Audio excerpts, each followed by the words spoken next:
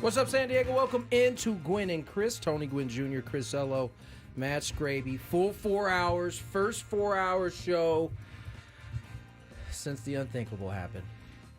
Padres go down. And so we're here. A little bit of baseball. Only one game tonight.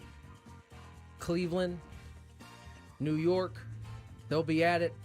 Matt Snyder will also join us in the 2 o'clock hour. We got a Fantabulous sports game show. I feel like it's been a while since we've played one. Fun one today. I got a fun one for everybody today. Something that we can kind of just relax our way through.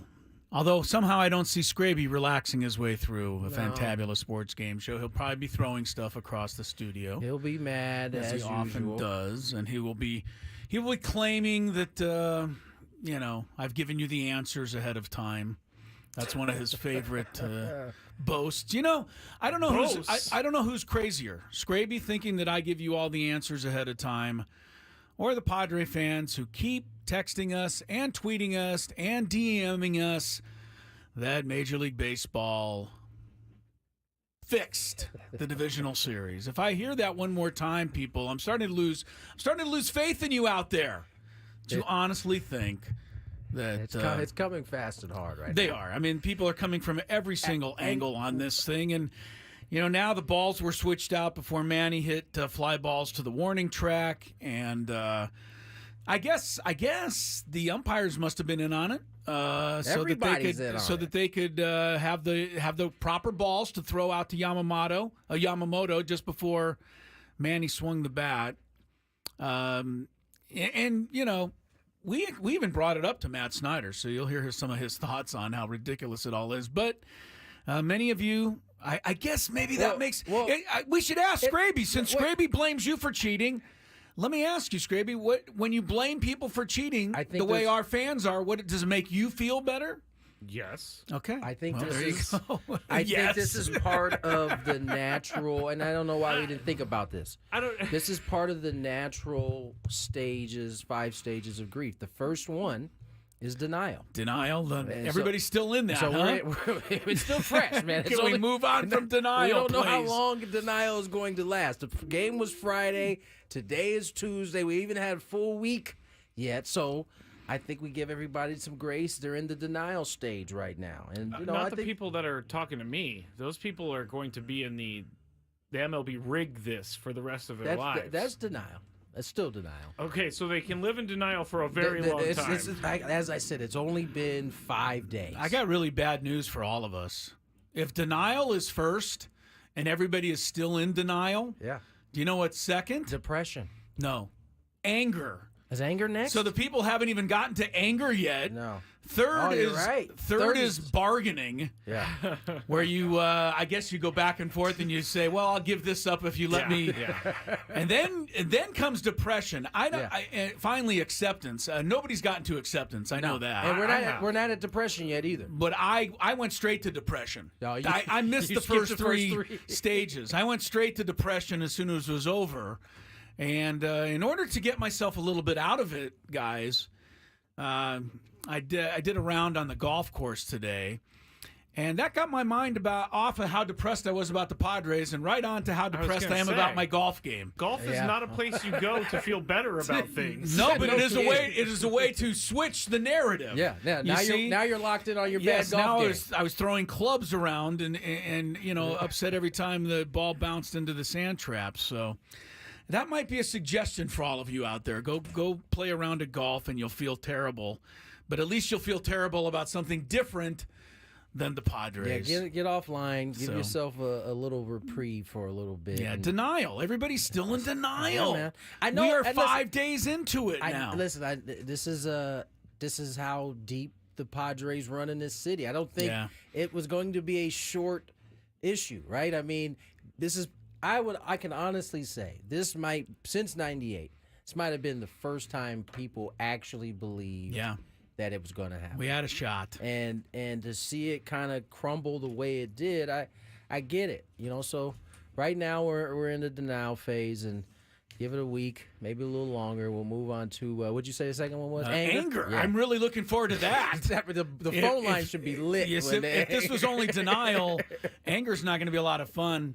Yeah, I went straight to depression, and acceptance is still far down the road. But and it's not helping to watch, the Guardians play last night. With all due respect, and who knows, maybe they'll end up winning the whole thing. What do the Guardians have to do with it? Well, I'm watching because they're terrible. That's why. I'm watching this team. Alex Cobb is their starting pitcher. He's like 40 years old. His back's aching. He can't even bend over. They bring in a kid in relief in the third inning with the bases loaded to face Juan Soto and Aaron Judge. And I'm sorry, the kid almost soiled himself out on the mound, and that might be a little bit too risque for you. Is that really? Did you see this poor I kid? did not. Last night, he was like 9 years old, and they asked him to get Soto and Judge out with the bases loaded. He threw 4 wild pitches in 1 inning and walked 2 guys. I don't know. Watching the Guardians play, it just makes me mad that the Padres aren't still playing. So. Yeah. There you listen, I mean, I get it. That's, the Yankees certainly look like the superior team, and they just look like they belong there. Right. The Guardians really Guardians don't. look like it was things got a little tight. It got too much for them. I mean, yes, I do, Tony. I do know exactly what you mean. Things got a little tight. You mean they started to not hit? No, but I mean, Steve, what is Voth, the manager? I mean, you got to be smarter than that to bring in this kid in that situation. You got to use one of your better pitchers right there to get out. That's where they lost the game in that third inning with the 4 wild pitches and the 5 walks in 1 inning. It was embarrassing. It was like watching Little League baseball. Sorry, Chris. Tony's microphone literally just broke. Like we're going old He's school right holding now. it. In the middle of I mean, it came off of its. You're looking, you're looking a little 1940s there, Tony. Holding the old microphone. Let me see what I can do about that. Yeah, that's funny. I only saw Cleveland the one time earlier this year, so I don't know their bullpen and who should be. And I know Clase's the guy who comes in at the end. But they have a bunch of good setup guys, and they went to this poor kid, and he just was so overmatched. I mean, you could see the look on his face, and the results were what they were. So, yeah, we have no microphone. You mean like over deer there. in the headlights type deal? Yes, he was totally deer in the headlights. That's a much better way of putting it than I did, and I appreciate you doing that. But it just bothered me because, I mean, I really want Cleveland to win, and to have to sit there and watch Juan Soto strut around the bases and then find out today that he was nominated for a Gold Glove. Has anybody ever watched him play the outfield? This whole thing is frustrating to me. Don't get me started on anything today. This just seems like regular old Juan Soto hate coming from Chris. It is. I don't know. It's I've heard from many absolute. people, not just Chris, and I've heard from people on MLB Network that he's not the greatest right fielder in the world. Somebody put together on Twitter today, a video montage of him kicking the ball all over the outfield The reality in New York and then announcing him as a Gold Glove finalist. I was like, please. The reality is that the Gold Glove is probably better determined now than it's ever been. So, take that for what it's I'll worth. take it for data, but I'm not buying into it, especially since once again Manny Machado has been passed over as a finalist in the National League. I think we need to spend some time, Tony, on this. We clearly do. Like, Manny didn't play enough games defensively. Remember, played his 100 elbow games. was jacked up. I know why you're angry, because Nolan Arenado, who had a pretty lackluster year, was nominated, but Manny only played 100 games this season. Yeah. At third base. Now, if Arenado wins, I'll feel some type of way. But, Matt Chapman's probably going to win Matt this Chapman time. should win. Ryan McMahon is the other finalist. I don't know. Manny Machado, to me, ought to be a finalist for the Gold Glove, even if he only plays 1 inning at third base. Anybody that's ever seen this guy play third base knows that he does it better than anybody. I don't think he has a Gold Glove on his shelf, though, for the last decade. I think since he came over to the National League. Exactly. So, it frustrates me. Yeah. I mean, we're out of the running right now. If we were still playing, I would care less. I'd be much more, interested in, the games. Honestly, but this is all I'm left to, to be concerned with. Manny's the only one that we should be having the I'd conversation agree with you. about, I'd agree honestly. with you. You If could we're being- probably. if we're being honest about a Gold Glove, for sure. Jackson Merrill doesn't No. at least get nominated. And the reason I say that is because all year long, I have rarely seen him make a mistake. So listen, although it is extremely impressive what Jackson did, playing a position that he's never played before, does not then transfer him to elite center fielder. No, I get So- that. I'm saying like I didn't see him make many mistakes this year. It's I know not that there were necessarily errors, but- about making mistakes. It's about really making plays that maybe you shouldn't be making, as opposed to not making any So it's mistakes. like It's about not making any mistakes, but it's about being elite in that Gotcha. position. All So, I could buy that too. I think if there's an argument to be had, it's definitely Manny not being on there, but he didn't play enough games ultimately. Yeah. Skraby, you still irritated about the music we got going outside? I can kind of still hear it in my Yeah, head. sorry everyone. Our business park decided that they're going to have a concert in the middle of the day. You know, in the middle Skraby of a doesn't bunch of like business anybody to have buildings. any fun at all, so he's quite perturbed about. Well, this happens quite often. No, it does And not. these windows are supposed to be soundproof, but they're clearly not soundproof. Wait, this happens quite often. Have I missed it? Do they have concerts out there all the time, and I just do. haven't seen them? Clearly, we're missing it because I I don't know could what only They you're think do, of one other Chris. time. They do. I don't know what you're. Another subject that we will cover today is a hygiene issue that Skraby and I have been talking about for the last couple of weeks. Wow, we're really. going there already, huh? We might as well. I guess since I mentioned the kid soiled himself, this is a good This is a lead-in to perfect way. what you want to talk about here. we'll get into that in the 3 o'clock hour. Oh, we're gonna wait Yeah, till the 3 o'clock hour. We're gonna Okay. wait. We're gonna wait. It's important. We'll get some It's sports in, important. and then we'll talk about hygiene It's a one little of the bit later on. grossest things I think I've ever I come I across. honestly don't understand it right now. I really don't. But we'll We're get way into too it. close in this office. We'll get to it a little later. As I said, Matt Snyder will join us. We'll have a Fantabulous game show. Chris versus the fans in the 4 o'clock. We'll have a big 5 in the 4 o'clock as well. Let's get to break to get things rolling. Talk about these Gold Glove nominations. We'll talk about Carlos Rodon throwing the ball very well for the Yankees. Kept his motions under control. And Mark Vientos took it personal. We'll talk about it on the other side. More Gwynn and Chris. Somebody pour me a drink.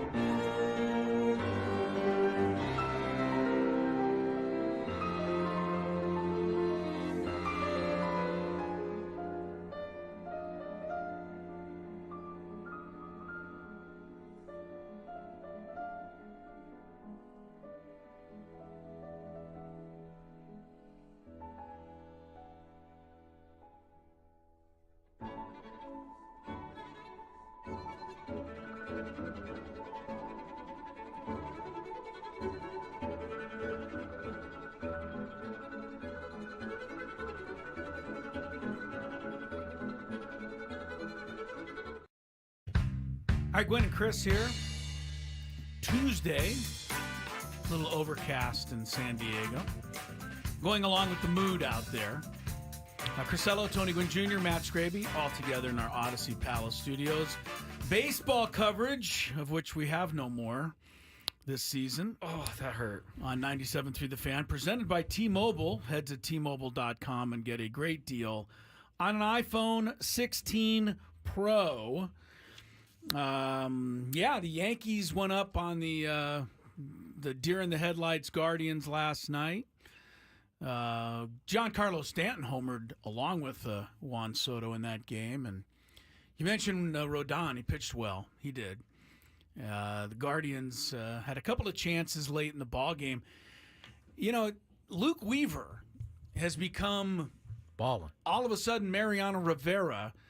It's so interesting to me. This guy, how many years did he have with the Diamondbacks as a mop-up, supposed to be number 5 starter who couldn't get the job done and kept getting sent to the minor leagues? He seems like he has found a niche and then some with the Yankees, Tony. Weaver has always had really good stuff. He just, as a starter, it just seems like he would run out of gas. And so somebody figured out this is a good way to the Yankees figured use him. Put him in the bullpen, and it's working. He's been really good. Another thing is I love kind of like the narratives during the regular season that people forget about. Giancarlo Stanton was being, chastised pretty much every game for not being able to run. He's one of their best playoff performers, like every time they go. He's one of those guys that always seems to click in October. As soon as October rolls around, yeah, he's a huge part of their success right now. Something I like about Giancarlo Stanton that I never noticed before, but I'm noticing now. He stands with a very closed stance and his shoulder right on top of home plate, and he leers out at the pitcher. But if you throw a pitch 5 feet inside, he will get to that bad boy. Well, or either that or he'll take the pitch, but he won't ever step out of the box. Nope, he stays in there the whole right time. there. Yeah. He's like, I dare you to throw another pitch to me. He's not. And first of all, Giancarlo is a huge human being. So as a pitcher, you keep looking in there. You never get any space. It's just this huge dude just He's standing overwhelming home plate, and he doesn't even step out of the box like between pitches like everyone else does. He stays right there. He stays right in his stance. I love this. If you go back and you look at pretty much any hitter in the 1970s and early 80s, they were all closed stances. A lot of closed stances back so then. many closed stances, and he's kind of a throwback to that. And the funny thing is, I hate to bring up a Padre, but Kyle Higashioka, that is who he reached out to early in the season before he went on that homer streak. Well, we talked about it a little bit. He likened it to a golf swing. You hit a ball. You say you fade a ball. You're trying to hit it straight, so you kind of just turn your body a little bit. That's the cheating way to do it. That's basically what he did, and he took off. And he said he called Giancarlo because he made a similar kind of adjustment, and got some good tips from it. Clearly, whatever he told him was working pretty well. But it is interesting to see a throwback kind of 1970s stance. I find that very interesting that Kyle Higashioka reached out, because that I don't know that would be that easy for a major leaguer to reach out to another major leaguer. You got to remember that was his teammate for for sure, many years. For sure. So there's a lot more going on outside where they're hanging out. So I'm sure there was tells me a lot about easy Kyle Higashioka, that he cares and he wants to do anything to be better. Yeah, he also Kyle Higashioka was hitting 128 at the the end of May. So it's a pretty good Chris idea was to ready reach to out write to him somebody. Chris I'm not was ripping shipping the him guy. I'm out. saying I'm agreeing with you. Yeah, no, he needed to do something, and he was smart to do it. There's no question about it. Dodgers did lose Game 2 yesterday. The bullpen day that worked so annoyingly well against the Padres did not work for them against the Mets yesterday. Landon Knack was beat up pretty good in the second inning. Gave up 5 runs, including that grand slam by Mark Vientos. Good on Mark Vientos. They walked the guy in front of him, and he felt disrespected. Has any hitter ever not felt disrespected by an intentional walk? You still got to do something about it and credit him. He did. I mean, he made them pay for it. I guarantee you the next time they're second and third, they're going to walk Lindor again. I mean, it's not like he's, put the Dodgers in a situation where you better not do that again. They'll do it anyway. Let's hear from Vientos real quick. Thanks, Ken. With Mark Vientos. And Mark, around the Mets here, they call you Swaggy V. When Francisco Lindor is walked intentionally in front of you, 2 outs, bases loaded, were you feeling swaggy or insulted? To be honest with you, I took it personal. I was like, okay, I mean, you want me up to the plate, I'm going to try to drive in a run. Honestly, I was trying to simplify the game. I wasn't trying to do too much, but I did take it personal that they walked Lindor for the bases loaded for me. I'll be all right if I don't hear Verducci ever say swaggy ever again. It doesn't flow out of his mouth the way it should. It's quite Doesn't Mark Vientos... It's quite cringy, as the kids would say. That sounds like me saying swaggy. Doesn't Mark Vientos sound like he just, hit a game-winning grand slam? Listen, I think, first of all, Chris makes a fantastic point. If the Dodgers get in that same situation, you better believe they're going to walk Lindor again. And he's going to have to take it personal again. He's going to have to take it personally. Maybe he'll hit another grand slam, and then the Dodgers will think twice about it. Right. But it was the right strategy. For sure. Vientos ruined the strategy. And, I thought the Dodgers were going to come back and win that game. I think we were watching it in here, and when they got the bases loaded there in the 6th or 7th inning, down 6-3. But, Kike hit a hard ground ball, but it was right at, welcome to what happened to Fernando the other night. Exactly. Hard ground ball turned into a double play, and the Mets were able to hang on. So they got a little series going there at 1-1. The big stories today, though, are not in baseball, and we should at least touch on them. We'll discuss them further when we have more time. But if you didn't hear, 2 big trades today in the NFL. Yep. Davante Adams does finally go, traded by the Raiders to the Jets, where he reunites with Aaron Rodgers. And that's another story. We can get into the complaining world of Aaron Rodgers later. He threw Mike Williams right under the bus. That was not a good throw. Was it a good throw? He said threw it that over the wrong shoulder. He said Mike Williams ran the wrong route. Oh, okay. Well, there you go. That's throwing a guy under the bus, I would say. Never mind the fact that on the very same play, Breece Hall was wide open in the flat for about a 30-yard gain, Aaron. My friend would have loved that. He came 0.2 points away from winning because Breece Hall just needed one more carry. There's so many things like that. I saw someone lose in fantasy because Josh Allen kneeled one more time. That happens. Yeah, Hang with him. Yes, Don't indeed. send these guys DMs because they took a knee. Please. Knock it off. Yeah, the other trade today was Amari Cooper, the number 1 receiver from Cleveland, goes to Buffalo. So both Monday night teams from last night pick up top flight wide receivers today, and I continue to shake my head at this because all it cost the Jets was a 3rd-round pick, and all it cost Buffalo was a 3rd-round pick. And I don't know, but if I'm any team in the NFL, I'm going to start offering a 3rd-round pick if I can get a number 1 all-pro wide receiver for it. It is honestly like jaw-dropping that. I don't get that. I mean, I don't get it. I was gonna say I kind of get it, but I But don't. you don't, yeah. I don't get it. Don't you think in that regard, both those guys were just trying to get the heck out of there? They sure were. The funny thing is what that are the Raiders said that they were only going to take a 2nd rounder.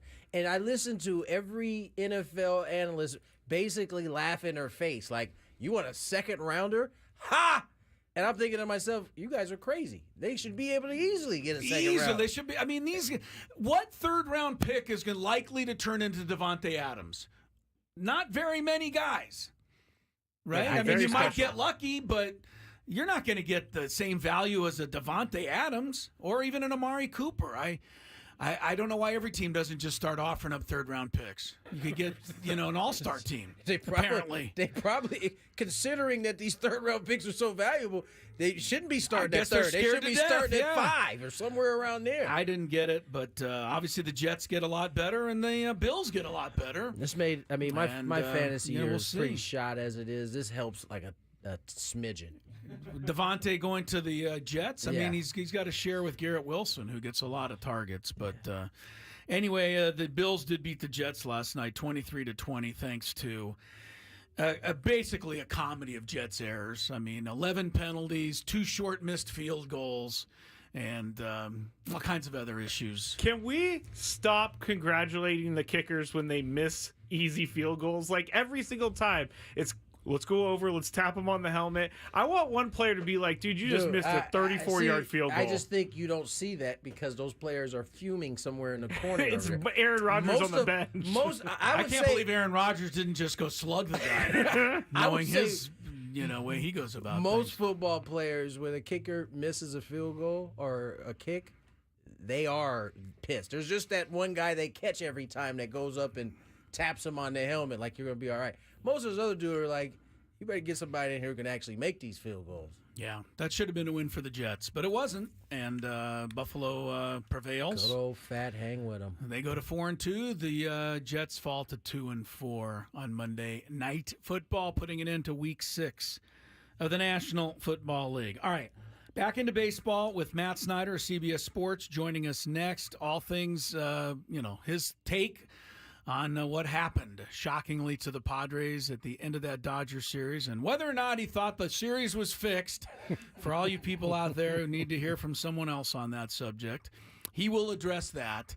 And the Gold Glove situation, Rookie of the Year, possibilities for Jackson Merrill. It's all coming up with the very good Matt Snyder when we return on Gwynn and Chris. Ben and Wood.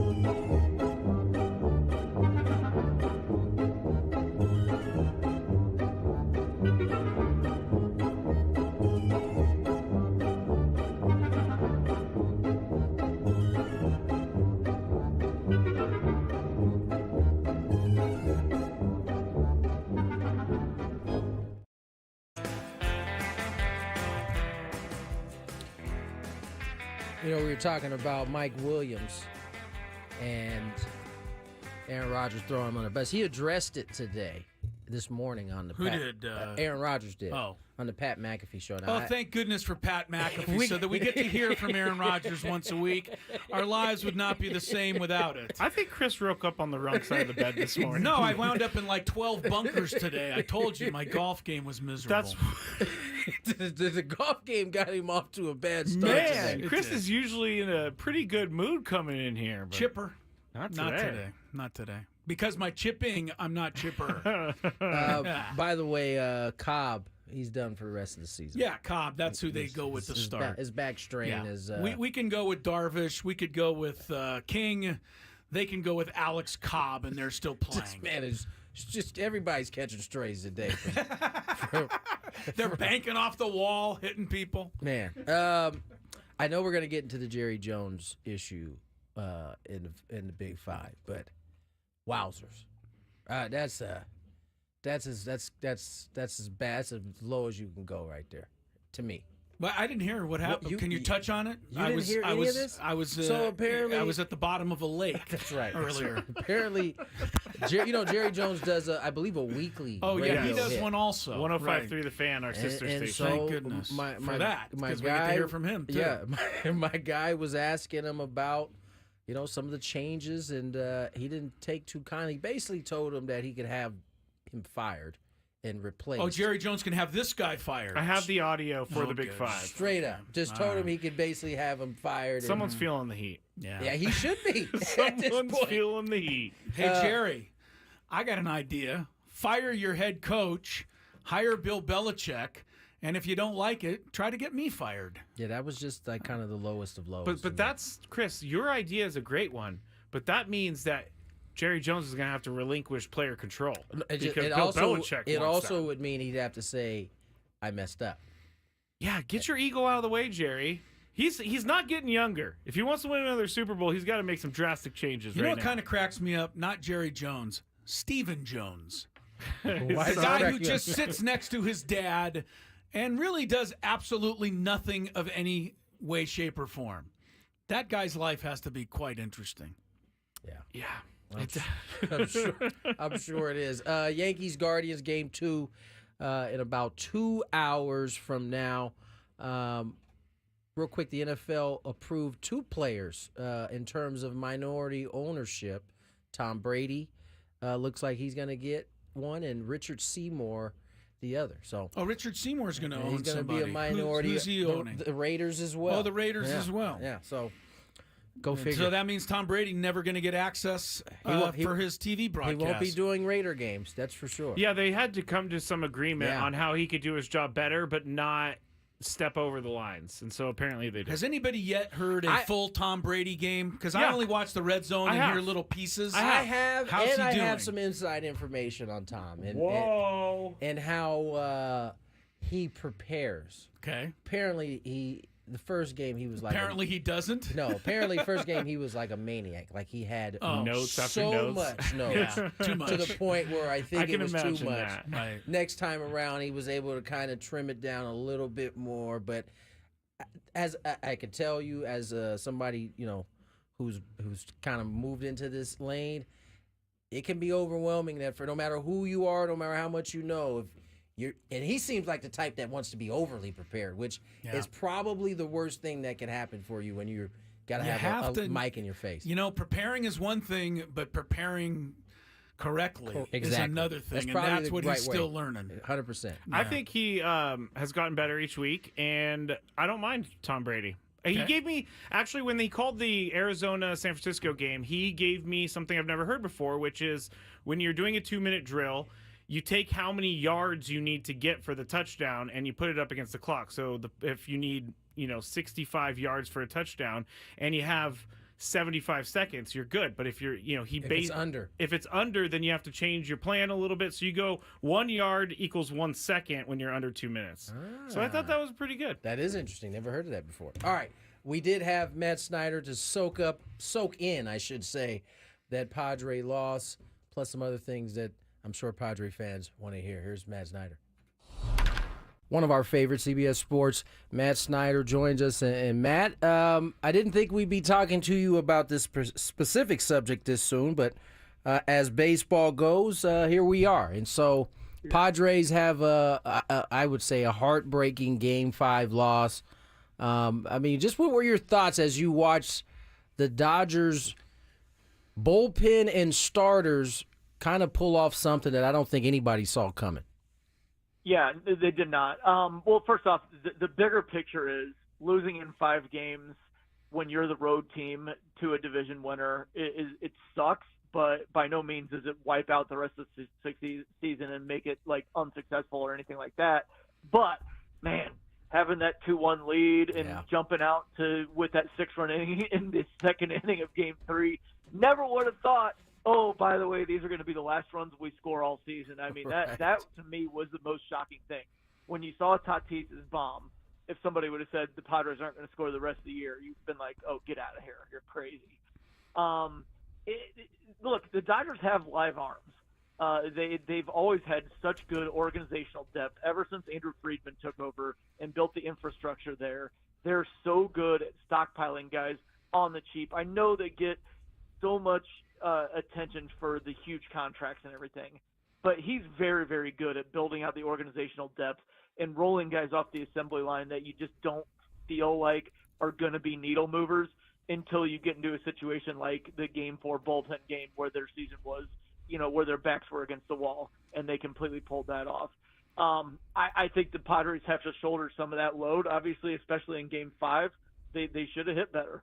But, man, Yamamoto also threw really well. Her stuff was breaking good. It was just a tough situation. They ran into a team that you never know. We might be talking about the World Series champs here in a little bit. So it was it sucks how it ended. But and you do think, yeah, man, they could have done this, and this differently. But, yeah, it's just it's the Dodgers, man. They have great organizational depth, and it came through there. Matt, what should the Padres do in terms of moving forward? I mean, how do you shake this off? How would you suggest they try to shake this off? And we've been talking about remembering the pain of what you just went through and using that as a springboard for next season. They're going to be able to keep a lot of this team together. Is this something that they can use moving forward? Yeah, I think so. And honestly, it probably sounds too simplistic, but I would mostly just run it back. They were right there. They were good enough to win the World Series. Just because it didn't happen doesn't mean that you need to shake a bunch of things up. And as you guys will know, it's not like everything went right this year. Right. And you can say, oh, man, like it's Pollyanna sometimes when teams have a magical run. Like, let's say the Tigers this year. Oh, we don't need to change anything. Well, I don't think they're good enough to do that. I do think the Padres and Phillies both, for example, are good enough to basically just run it back and just say the timing wasn't right in October. And a full year of Arise, hopefully a full year of Tatis, hopefully a full uncompromised year of Machado, not to mention everything that happened on the pitching side. Right. So I think that they could pretty much run it back, and you never know. They might even win the division this time. So I don't see, at least for me, maybe I'm wrong, but I don't see why any big sweeping type changes would be needed. That says a good point, Matt, because, we get caught up in what has recently happened, but there are a bunch of young pitchers that got some quality time at the big league level and that you hope will continue to improve. But I want to shift to the Rookie of the Year award race, right? I mean, Jackson Merrill, Paul Skeens, seemingly the two front runners. And it was interesting because over the course of the season, you kind of saw different story narratives kind of take fold. Paul Skeens kind of jumped out ahead as he was kind of lighting the world on fire. And then Jackson Merrill has the month in which he has a bunch of walk-off home runs or late inning hits that were huge. He kind of started to surface. But as we got back towards the end, it seems like water kind of found its level. More Skeens talk seems to be, at least coming into this offseason, kind of even. What's your take on it? Yeah, I can't really say that much because I'm a voter. Okay. Vote. I'll say this. Okay, I'll say this. I don't know. Surely I'm not going to get in trouble for this. those were my top two. Okay. I can say that. I don't think that's too much of a surprise. But I'm not supposed to reveal any order, especially now because with the betting markets, like people could bet on. Yeah, that's true. We don't want to get you in trouble there. Can you send us a people text, out there like Matt? gathering up? Hey, I found out somebody voted this way. I found out somebody voted that way. Fair enough. Yeah. I will say this. I've had some votes in the past that I thought felt boring. Even Rookie of the Year votes. I've had some Manager of the Year votes that I thought were boring. This was really, really exciting, and it wasn't just those two. It was also Jackson Turrio coming up and completely stepping up after Christian Yelich got hurt. It was Shota Imanaga being unbelievable for the Cubs all year. And that's not even getting into the likes of like Mason Wynn and on down. There were several guys that I had to do a double take on. Like, whoa, wait, he was a rookie too? Now there's no room for him on my 3 votes, but it's because in other years he probably would have been a top 3 candidate, but this year there were just some serious studs at the top of the ballot. Yeah, rookies aren't rookies anymore, man. These guys come, they're ready to play. Matt Snyder's our guest here from CBS Sports. And speaking of awards, the Padres will be shut out of the Gold Glove Awards this year. Doesn't break my heart, but what does break my heart is that once again Manny Machado completely gets overlooked, doesn't even make it as a finalist at third base. Yeah. I don't know what he has to do. I guess maybe he makes it look too easy. It boggles my mind to watch this guy for 162 games and not, he's not appreciated the way we appreciate him. Well, okay, somewhat, yes, but I went and looked right before he came on because I suspected Machado was going to be the main part of the Gold Glove conversation. He only played 100 games at third this year because he had the shoulder injury coming into the year, and there is a statistical component to it now. I just wonder if that was too much to overcome in terms of like Ryan McMahon, for example. Arenado, Chapman, Machado are the gold standard at third base. Those 3. So all 3 in the NL, those are the 3 best defensive third basemen in baseball. So obviously Chapman, coming over, he was American League. I'm trying hard to remember. But regardless, Chapman, Arenado, that was going to be, the third spot is the spot that's open for grabs there. And Machado would have that if he played a full season, I think. It has to be that. But it also might be, some of the taken for granted things, some of the reputational, because I don't know, man. The eye test, I didn't think Arenado was quite as good this year as he had been in years past. But again, he played the full season. Machado didn't at third, so maybe that was some of that there. Definitely matters. 4 teams remaining: ALCS, NLCS. You got the Dodgers and Mets tied up at 1. You got the Yankees 1-0 over the Guardians. They play Game 2 here tonight. How big for Major League Baseball would it be to have the 2 dream childs in there, right? The Yankees and the Dodgers facing off in the World Series. Would that be a big deal for Major League Baseball, you think? As big as gigantic. At least we're making it? Absolutely gigantic. Okay. All right. Yeah, I mean, it's monstrous. Like, I don't think that it would be too big of a step down as long as the Yankees won. Sorry, Cleveland Guardians fans, if there are any in San Diego. I don't think it would be too big of a step down if it was a Subway Series because the Mets are a huge, huge deal, and it's New York, and it's the biggest media market. But the New York-LA, not only do you get both coasts in there, but, I mean, the Dodgers have Shohei Ohtani, so you're going crazy internationally there. Yeah. And to do the Ohtani versus Judge in the World Series, I would say heading into the season, and obviously nobody would admit that, but Major League Baseball, if they had their wits about them, especially after, the Diamondbacks were in the World Series last year. I mean, 84 kind of needed something a little bigger this time. I think Truth Serum and Rob Manfred, he would say, yeah, we would love Yankees-Dodgers. So I think that would have been the number 1 matchup heading into the year. Yeah. Just so you understand, the people in San Diego are not crazy or anything, but if we get any more text about how the series was fixed against the Dodgers, both Tony and I are going to, punt the season. Padre fans are convinced. Some of them are convinced that the Dodgers were given a pass through, and we can't seem to explain it to them. Hold on here. I'm about to make your life worse, probably. Manny Machado looked like he got both of those deep fly balls. Maybe they were switching the balls out and giving the dead ones when the Dodgers were We've with the definitely Dodgers pitching. You heard that one? We definitely have heard that one before, Yep. for sure. Oh, we have man, been. We've even been. That has even been brought to our attention somehow.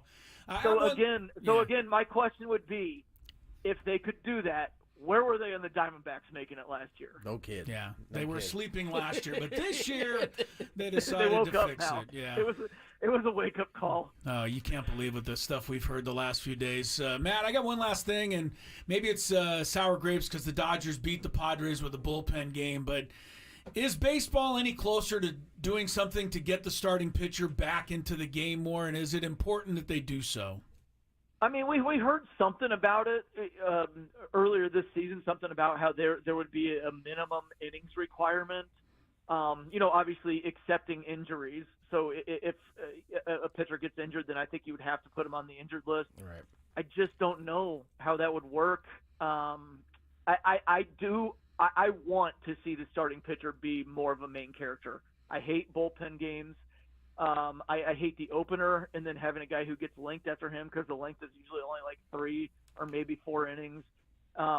It just doesn't feel right. And I mean, I hate feeling like an old man, like, well, back in my day, they used to go 7 or 8, but they did.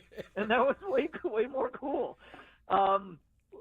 We've got some main character types in the postseason now, but even Garrett Cole, it kind of feels like once it gets to the 6th inning, you're like, all right, when's the bullpen taking over? I'd love to get back to a place where it's the 7th or 8th and we're not staring down that 100 pitch mark and worried about when the bullpen's going to come in. I would love to get to the place where we're thinking complete game, like right out of the chute. He gets 1, 2, 3 in the first and second and you're thinking complete game. I would love that. I just don't know how it works with all these arm injuries nowadays that start when the kids are so young. All the doctors I've talked to, it's overuse at a young age. And that's the biggest problem. So I don't know. It would take a long time, decades maybe, but I do think that they're going to try to start doing something like that, and I'm with them. Yeah. I like it. I think the starting pitcher should be a main character. It's incumbent upon the teams to start teaching that at the lower levels before we even get to this point here that we're talking about it. Matt, as always, man, we appreciate catching up with you. Obviously, things will slow down here a little bit, but hopefully we have an exciting off season to keep bringing you back, hopefully. man. Yeah, no doubt. Thanks again, Matt. Thanks, Matt. Matt Snyder, CBS Sports there, joining us on Gwynn and Chris. Good convo, as always. Yeah, hopefully he'll send us a secret text of who he picked for the Rookie of the Year, so Skraby can get a bet down in the Gambit. Skraby was trying to convince me that he can read body language through text. Yes. Earlier. Can you read body language through conversation? I can. Yes. And I got the feeling he's not voting for it. Oh, you got the feeling he's voting for Skeens? Just the way he answered the beginning of that question was very somber. Yeah. I think that's the last time Matt Snyder's ever been on the show. I'm just kidding. After what happened in the series just concluded, we are going to really take that Jackson Merrill thing personally. Oh, I've already around prepared here. for it to happen. I know. The owners, or the Los Angeles Chargers, just got a new minority owner. Oh, maybe eventually he'll take some guy named Tom Gore's purchase of 27%. That's an interesting story that I can tell you in the next half hour. Wow. See what happens? About the ownership of the Chargers. It's interesting. Wow. Let's, with that guy getting confirmed on his 27%. Wow. Oh, man. Let's I'll tell you step about away and have some more Gwynn and Chris on the other side. Crack of the bat. The smell of...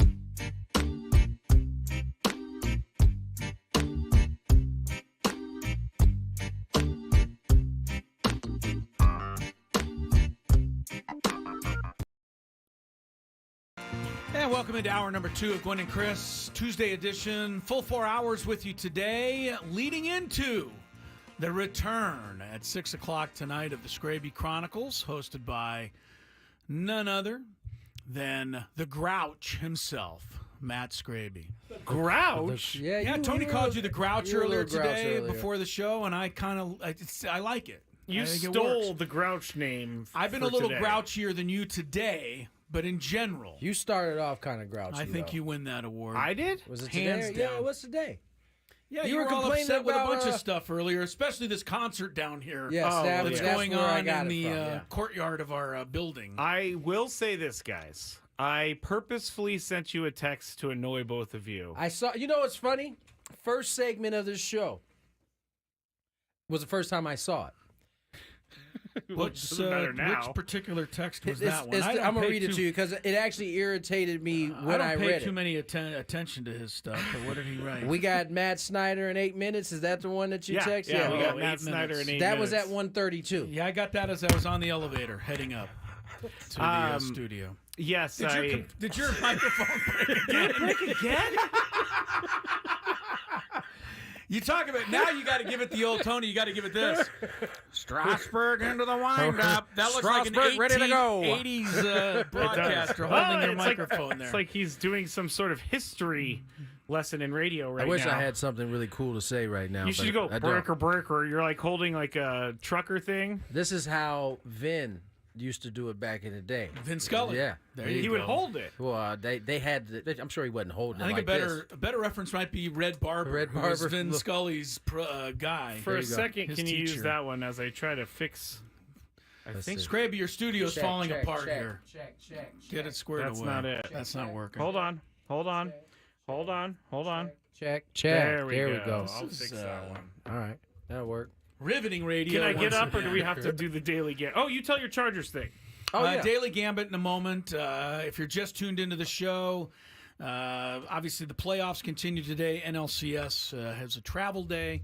ALCS a little bit later. Yankees host Cleveland. NFL. Devontae Adams traded to the Jets, and Amari Cooper traded to the Bills.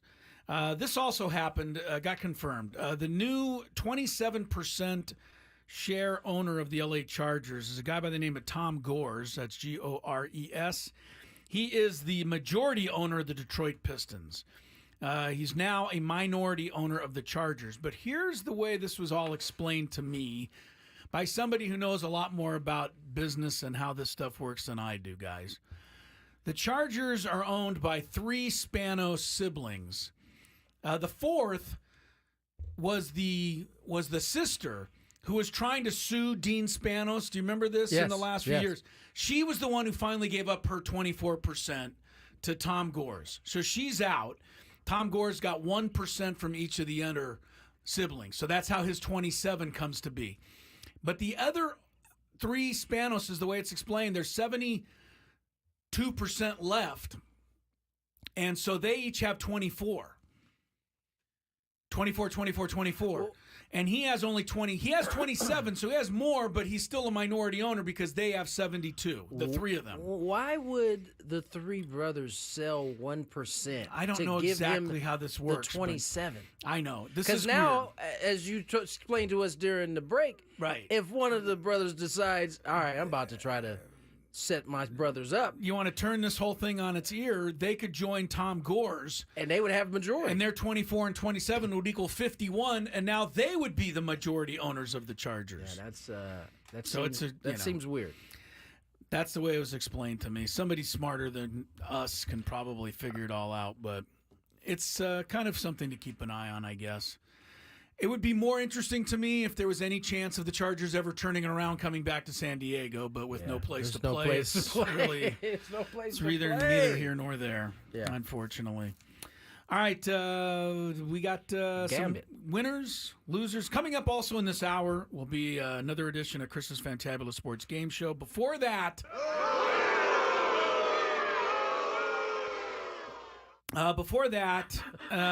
there will be a segment following this segment that you're not going to believe. Yeah, It needs to be discussed amongst. Yeah, I don't even know how to cornholing. That is kind of has to do with. Okay, now you've got everybody's interest piqued. It's going to be coming up in the next segment. Do not miss this next discussion after we do Daily Gambit right now. Do you like money? I think about money a lot. Do you like money without doing anything? Winning. Do you want to make money while watching sports? I think Washington is immortal luck. Washington! Woohoo! If you answered yes, this is your segment. Just don't blame us when you lose. Nothing is ever your fault. It's your game. Take it. Gwynn and Chris go through the top bets of the day in The Daily Gambit on 97.3 The Fan. Daily Gambit is our daily sports betting segment here on Gwynn and Chris. Please, everybody, gamble responsibly. And you know what is smelling up this room right now, Chris? It's not your crackers. It's Tony's spicy noodles that he brought in. And I had a shiver go down my spine. Because the last last time you ate those in here, you guys ended up making me eat a number 10 Thai food, and with some debate was a 10. Chris was the one who ordered it. Okay, it was not me. I did order a 10, but I don't think you had the hottest pasta. I'm just saying what other people are saying. Okay, all right, here we go. You lucked out on that challenge. You really did. I like how I don't get any credit for doing the challenge because it wasn't that hot. I think we realized it after you made it. You were eating it and enjoying it. As far as I know, you've never kicked a field goal. You've never made a three-pointer. I have made three-pointers. You've never eaten a real 10, as far as I'm concerned. I like how Chris is on this real side 10, now, even though he was the one who actually ordered it and did order a 10. He admitted to ordering. I he admitted also that I said messed up. That he might have messed up. I messed it up. I'm never doing that again. So, well, that remains to be seen. We'll see. Remember how mad I was actually at you guys? Scrape, it's a long off season, man. We're going to need some stuff. If I have to do some stuff, where you guys are going to have to do some challenges as well. Listen, I'm down. I'm down. Okay. I don't know if I'm down to do a Thai 10. I'm not sitting because remember how that all came up. It was because you claim that you always order a 10. That you do it like that. I think I said it like this. Oh, I order a 10 all the time. Yeah. You got yourself and you guys were like, Whoop, whoop, whoop, whoop, whoop, whoop, whoop. That was you guys turning around the show. All right. Daily Gambit last night. The Guards and the Yanks. Over under 7.5 total runs. Chris and I went over. Tony went under. Tony was right. It was 5-2. Yeah. Alex Cobb. Over under 3.5 Ks last night. Chris and I said under. Tony said over. And he had 3 Ks. So we were right on that one. He didn't make it. Bills, -1 over the Jets last night on the spread. All of us chose the Jets. All of us incorrect. Bills 23-20. If the Jets kicker made one of those field goals... one of them was just atrociously bad, too. I will say, it was very windy. Oh, is that what it was? It was very windy. Go back if you have a minute and look at the one he made. He missed that one too, and they ruled it good. Really? Is that the one that went over the top of the? Yeah. Yes, he might. He actually, I thought, missed that one, and they gave it to him. So what's the rule, though? I thought if any it part goes of it over, crosses over, it's not reviewable. Which was but if any part of it goes over, like even if the outside of the ball's on the outside of the upright. I don't know the rule. Don't you think with the way kickers are kicking now that they need to shoot some light beams up from the top of the goalpost so that we can see whether these kicks are good? It's kind of important, isn't it? I agree. It's kind of important. We got the technology. I'm sure they can shoot some lasers out of the top of the goalpost. Sure. Keep the let's see lines if that's going. really good. I mean, they're still using a chain for the first down. There's no lasers. Are they using chains, though? I thought they're using chains. They're on the verge of changing that, but they haven't changed it. They haven't changed it. I mean, that's a good point. Is Barney, who's been doing that job for 72 years, going to go on? Barney? I just feel like the chain gang guy is named Barney. I don't know why, but I do. All right, Aaron Rodgers, over under 215.5 yards passing last night. All of us went over. All of us were correct, 294. You know that he has not had a 300 in 3 years. I heard that. He almost made it last yesterday, night, yeah. Quite. Well, if Mike Williams didn't run the wrong way, yeah, sure. This guy stay in the red. What is the red line? He said something with red. Something had to do with red. Whatever it was. He just says stuff. Aaron Rodgers is never at fault, according to Aaron Rodgers. That's getting a little annoying to me. As a leader of a team, you ought to take some blame on your shoulders. And he resents it if you think he had anything to do with Robert Saleh's firing. Aware of that. Breece Hall, over under 57.5 yards rushing last night. Chris said under, we said over, and he ended up having over, but I'm trying to look for the exact amount. 94 maybe? No, he had 113. Oh, 113. Go ahead, Breece. Yeah, so he About way time over. you showed up to the season, son. It's not his fault. It's Nathaniel Hackett's fault. That's true. We got Nathaniel up out I of will there. say that even the Jets lost. Their offense looked a whole lot smoother. It wasn't even a contest. It really wasn't. At what they look like as opposed to earlier in the season. And they showed one shot of Hackett up there in the booth. It was He's been banished off the sideline, huh? He's banished. No, you know where he was banished to? He's up in the booth where Sam Levitt was asking media questions from. The upper tank or whatever they call that. When you were gone, we kept joking because it would be like, can we give Sam the microphone all the way back on top of the riser? Yeah, Sam had such bad seating at the media conferences. Oh, I was there for that. I was listening to you. I definitely was on a couple shows where we talked about that. It was hilarious. Colorado Avalanche -1.5 on the puck line over the Islanders, and Colorado, Chris chose Islanders won 6-2. And Tony chose the Islanders. Which one? Who won? Islanders beat 6-2. the Avs. So that's it. Back to my gambling winning ways, baby. 4-2 for Tony Gwynn, 4-2 for Matt Skraby, 2-4 for Christopher.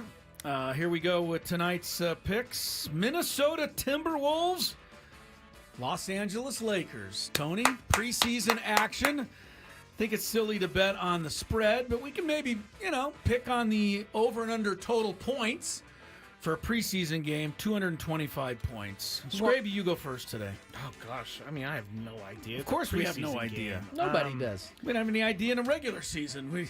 Same Is thing. Bronny playing? We're going to have to hear about this all year. Is he, though? I'm honestly asking. I don't know. He might play. I don't know. But is he on the roster? Yes, right now he is. Okay, so he's going to go 0 for 25. I'm going to go under. Just a hater. I set it all up just for me to hate on him, the poor guy. Poor guy. You're not the only one hating on him, so he's got a long list of people. I actually think Bronny's okay. He's not like a jerky. Seems like a nice person. kid. Yes, exactly. I'll say over. They just run up and down. I don't know. Tony? Over. They just run up and down. No such thing as garbage minutes. They don't guard anybody. All right, we're really reaching tonight. It's Tuesday with not much. We do have welcome to the offseason, ladies and South gentlemen. Alabama 10.5 points over Troy. College football on a Tuesday night, which I don't get, but they have it. Which I don't get. South Alabama by 10.5. I'll take USA. University of South Alabama. Tony, you're next on this I'll one. also take USA. USA. All right. Skraby, what are you doing? I was a contrarian in the last one. I'll be a contrarian again. You want Troy? I'll take Troy. Troy Trojans.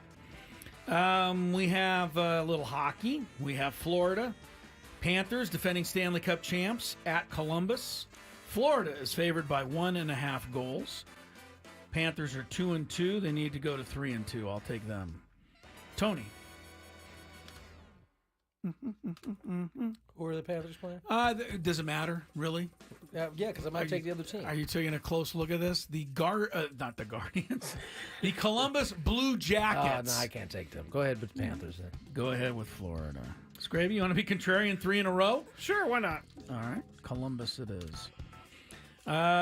This is for you, Skraby. The Seattle Kraken. Oh, I love the Kraken. The Kraken. Taking on the Nashville Preds. 6 goals tonight. Over, under. Scrabe. Talk about a great animal battle. A Kraken versus and the a predator. Man. That is. Because a predator is a saber-toothed tiger, I think. That's what their mascot is, right? I was thinking. It looks like it. I was thinking the movie Predator. Well, Kraken would have no chance against the Predator. Are you kidding me? Predator's next leg. I'm going to go... Is it my turn? Mm-hmm. I'm going to go over. Over 6 goals, says Skraby. Chris? Kraken crack down tonight. Under. Kraken crack down. Yeah. Give me the over. Over for you. Okay, Garrett Cole, 5.5 strikeouts. Over, under tonight. That seems like an easy one. But Over. I'll say over, too. Yeah, Tony, over. Skraby? Over. Not contrarian this time. Nope. And finally, over-under for runs tonight, 7. Again. Last night it was actually 7.5. Tonight it's just 7. Yankees, Cleveland, they're going over tonight with that. If that scared kid comes anywhere near the mound for Cleveland. Have they cleaned up his uniform yet? They got Bibby. Or Bibby. Bibby. Have they cleaned? Yeah, Bobby's. It's a good pitching matchup, actually. Yeah. Chris said that the poor gentleman soiled himself on the mound last night. I'm sorry, but the poor kid just did not look happy out there. The moment can be a little. What did you say? Over? I said over. Both are going over. Skraby, I'm going to go under. you're doing contrarian like 4 different times today. I am. Either I should, really good I or should not. find out the name of this poor kid. That I don't mean to make too much fun of him. Let me see if I can find it. Soils Joey Cantillo is his name. He's a left-handed pitcher from Honolulu, Hawaii. He's 24 years old, going on about 9. And he did throw 4 wild pitches in 1/3 of an inning last night. So to say that the moment might have been a little large seems accurate. Let's see. During the regular season, Yes. Joey only got 38 innings, so he was definitely a baby. Yeah. 4.89. Opponents hit 238. I just didn't see him pitching in that spot. I mean, bases loaded, Yankee Stadium, Soto Judge coming up. He was mainly a starter too. Boy. In their season, he had 8 starts, 9 games total. I bet he was an opener. I don't see him as a starting pitcher. He threw 21 pitches last night, 7 strikes, and 4 wild pitches. Didn't have it. Not quite. You know who followed him to the mound? Pedro Avila. Former Padre. I miss him, kind of. All right. I don't know what he did this year. It was with Cleveland. Yeah, Actually, all year? in the big leagues. He's Yeah. a Cleveland guy. I saw a funny tweet earlier. It was like the inception of AJ Preller with Tim Hill pitching to Austin Hedges with Juan Soto getting the out. Yeah, there was a lot going on there. Former Padres. With all due respect to Austin Hedges, but if you manage a game and your last hope is Austin Hedges, that didn't work out the way you were planning. Yeah, it's a tough. Sorry to say. It's a tough call. Yeah. All right, is that it? All right, that's it for the Daily Gambit. This next segment, I can't even describe it. Listen to some traffic, get yourself comfortable, and we'll lay it all on you when Gwynn and Chris returns.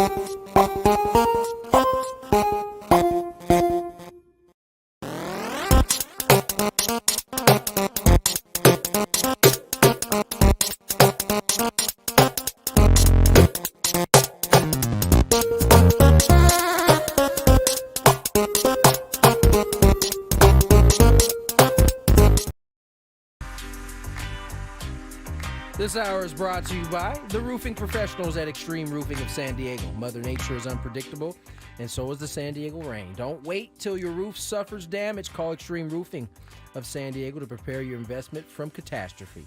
Schedule your room inspection now, 619-334-ROOF, or online at extremeroofs.com. 325, Gwynn and Chris, Tony Gwynn Jr., Chris Cello, Matt Skraby.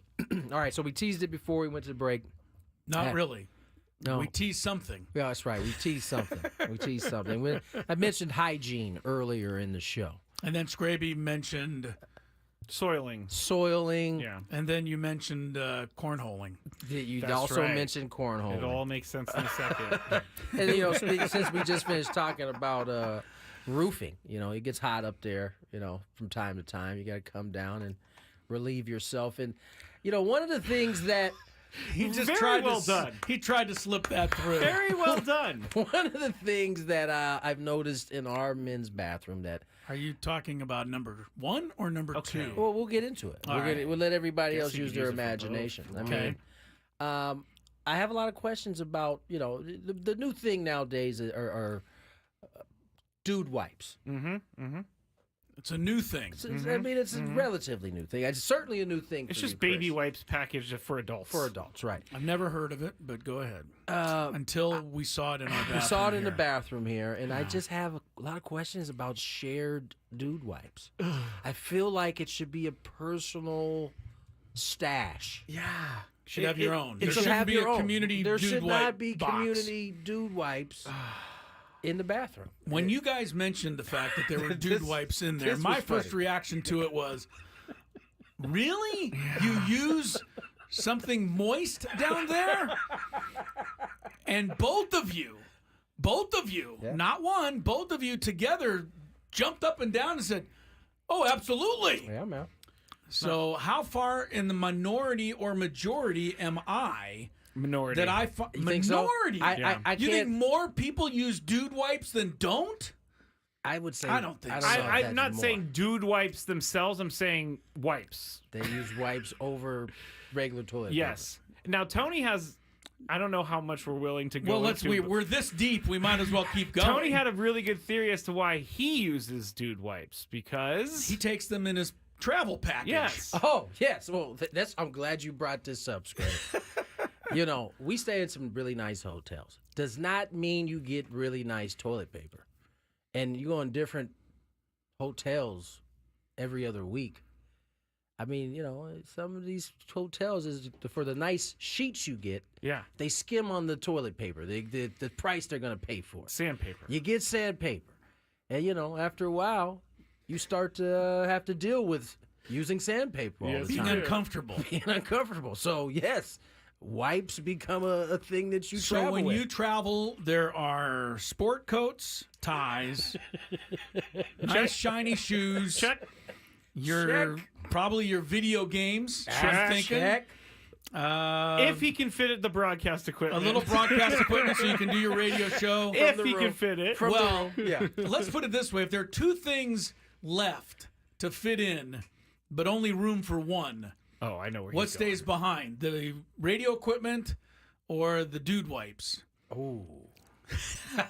That's actually tough because what I discovered is Actually tough. what I discovered is, especially when we're on the West Coast, the tie line is valuable. I don't Yeah. have to be at the field all day. I can Yeah. do the show from the room. You used to have to Yeah. show up before anyone was, before workers were before even there. anybody was in the stadium. So I kind of like the tie line. If it's left up between those two, I'll deal with some discomfort. But You'll do it. typically, I carry those wipes. I don't know if this is a conversation that people are, enjoying or not. Oh, but I people would in the be, chat are I talking. would be curious to know I'm just whether any of you, a lot of you, some of you, none of you, feel the way that Skraby and Tony does. That dude wipes are an important aspect Now, of for the your record, I don't restroom visits. I don't use them in my home. I only use them because Oh, you don't use them at home? no.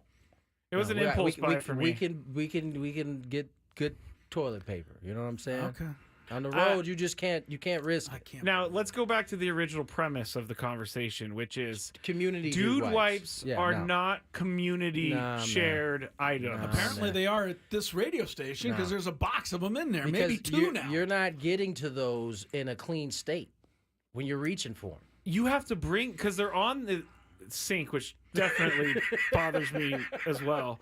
But you have to like take them in with you. Right. That's a lot of transition. Or someone's grabbing the package, taking it into the stall, and then putting the package back, which is even more disgusting. How about you do what I try to do? I don't want to know. Never have the need for a dude wipe at work. That's the number one. Chris lives in a fantasy land. It's the number one goal. Chris has claimed since the day we started working here, like almost 8 years ago, that he has never once used the bathroom for that purpose. And I don't believe you. I commend you, my friend. For 8 years, there's not been one emergency. Legit. I wish I could be in his spot. Me too. There's been a couple emergencies here, so it's had to happen. I mean, I've had to tough it out for the final hour. You live pretty close once in a while, but I do live close. So if I can make the end of the show, I can make it home. Fair enough. All right. Well, yeah, the chat is saying. A couple, Emma Key and Katrina both said, do not flush those wipes, even if they say flushable. It wreaks havoc on your sewage system. That's why I don't use them at all. Whoa! Wait a minute. You have to use them and then throw them in the trash? No, they say flushable, but I don't think you're supposed to actually flush them. I'm never using one ever. If the requirement... There's no way I'm picking it up and carrying it over to the trash. You're right. After I'm done with it. If there's a requirement to put in the trash, I'm out. I've never put one in the trash. This is getting make worse sure we and clear worse. that up. Chris is really upset. Let's get to break. Skraby's going to be upset in this next I could go segment. talk about dude wipes for another half hour. I'm sure you could. We'll get to some Chris's Fantabulous game show next. Also, Mountain West, Pac-12 racing to get to the 8 teams they need to. One of the sides just got there. We'll explain on the other side. More Gwynn and Chris. Ben and Wood.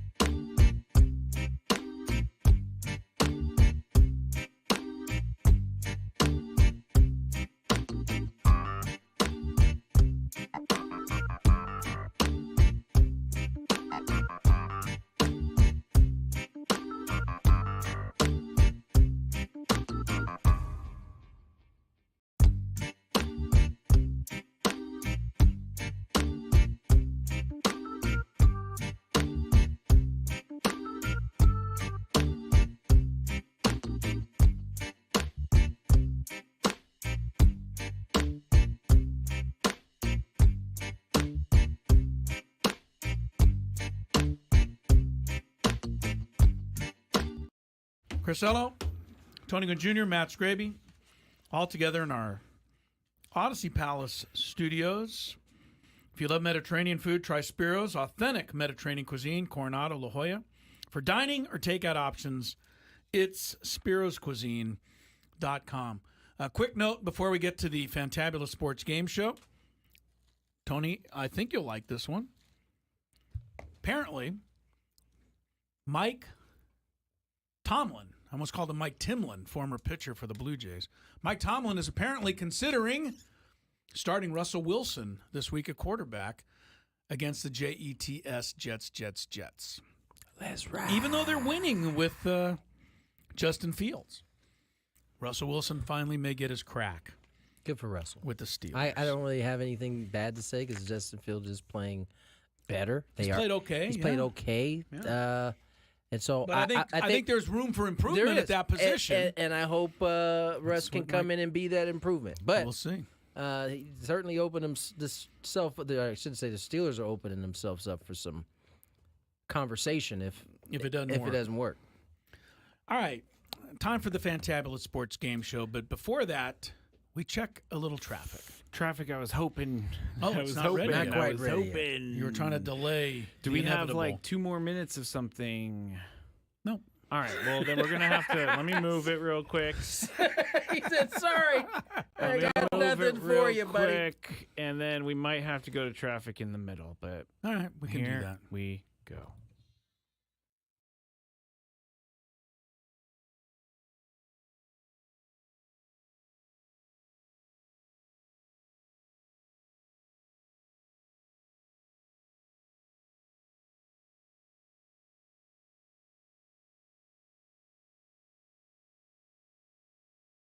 .7.3 The Fan. All right, the Fantabulous Sports Game Show. Tony usually wins. Skraby usually loses.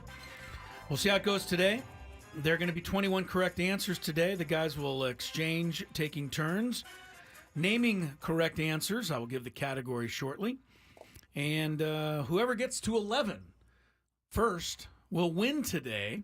Or if you miss a question or miss a guess, you get a strike, and 3 strikes and you're out. I don't think you guys can miss any today in the category. It's just a matter of whether or not you can remember all of the ones you need to get right. I don't know why I'm nervous, but I am. All right, you can play along out there. Here's today's category. Major League Baseball, National Football League. Those 2 sports. 21 team nicknames, 21 total between the 2 sports are named after animals. Let's do it. Name them. There's one that is named twice, but that's only going to be worth 1 correct point. You don't get extra for that one. And we start with Skraby's decision on whether he wants to go first or pass to Tony. Do I get to make sound effects with each animal? Why not? Okay, then I'm going first. You're so silly, dude. This is like a category made for me. We'll see. We'll see. You tend to not win these things somehow. That's true. That's true. I'm trying to look for... Oh, here we go. I'm going to take a team that just was eliminated from the playoffs. The Tigers. Detroit Tigers. That's correct. I would throw you for a loop here. Uh-oh. That's a 1-point lead for Skraby. Mr. Tony Gwynn Jr. Give me the Lions. The Lions, the Detroit teams are both off the board. It's the same thing. It sounded pretty similar. Same animal. It sounded pretty similar. All right, both Detroit teams are off the board. Tigers, Lions. Let's put these down. Yeah, me too. You can put your correct answers down. Obviously, no cheating. But Tony doesn't have to worry about it because I already gave him the answers. Skrabe. That's right. According to Skraby. It's 1-1, Skraby. What you got next? Team named after an animal in either football or baseball. I'm going to take the one that's 2. Okay. Do I get 2 points? No. No, he already I told already you said that. you do not. You do not, but you still get 8 point. The Cardinals. I actually don't think that's what a Cardinal... Why do I have a feeling that a lot of them are going to sound the same? You're probably right. I don't know that Cardinals make really any noise of any kind. They just kind of sit there on a perch. What kind of bird was that? That was a falcon. Yeah. Well, you're giving Tony an answer. Thank you. Oh, he was going to name the falcon. Appreciate you, sir. All right. 2-1 in favor of Skraby. Tony. How about the Blue Jays? The Blue Jays. That's a win. Correct. Toronto Blue Jays. They also kind of just sit there on perches. They're blue versions of a cardinal, as far as I'm concerned. They really are. 2-2. And, again, you can't repeat an answer. And if you miss one, you get a strike. But no strikes yet. Skraby, there are still plenty of correct answers. 17 of them, to be exact. I'm going to go with a water animal. You may. Dolphins. Dolphins. Okay. That was the most accurate sounder yet because you didn't make it. Oh, come on. Don't. Exactly. All right, 3 for Skraby, 2 for Tony. Tony. How about the Cubbies? Cubs. Yeah. Cubs are certainly an animal. Certainly an animal? Yes, that's correct. Well, I only say that because when I went through this, I actually did not include the Cubs the first time. I double-checked my work and added them. All right, so 3-3, and Skraby with 15 correct answers remaining. I'm realizing there are a lot of animals. It's 21 total. A lot of birds. Okay. Let me go with the Orioles. The Orioles? That's another bird. Good one. Good one, Skraby. All right, you guys are hitting up the baseball so far. 5 baseball, 2 you've taken in football, but 7 correct answers have been given. 14 remain. It's Tony's turn. No strikes yet. How about the Falcons? You better use the Falcons before you think you said them. Yeah, no kid. Earlier. Very good. Falcons is correct. Skraby stopped making sounders. That's a chance, Falcons. It wasn't my answer. Oh. You're only doing for your own. I don't know why I do this too. I always do like my hand in the air, like I'm a hawk. Oh wait, that's the NBA. 4-4. I'm gonna go with another sea animal. Okay. What you got? The Marlins. The Marlins. Correct. The fish. You've used both fish, the Dolphins and the Marlins.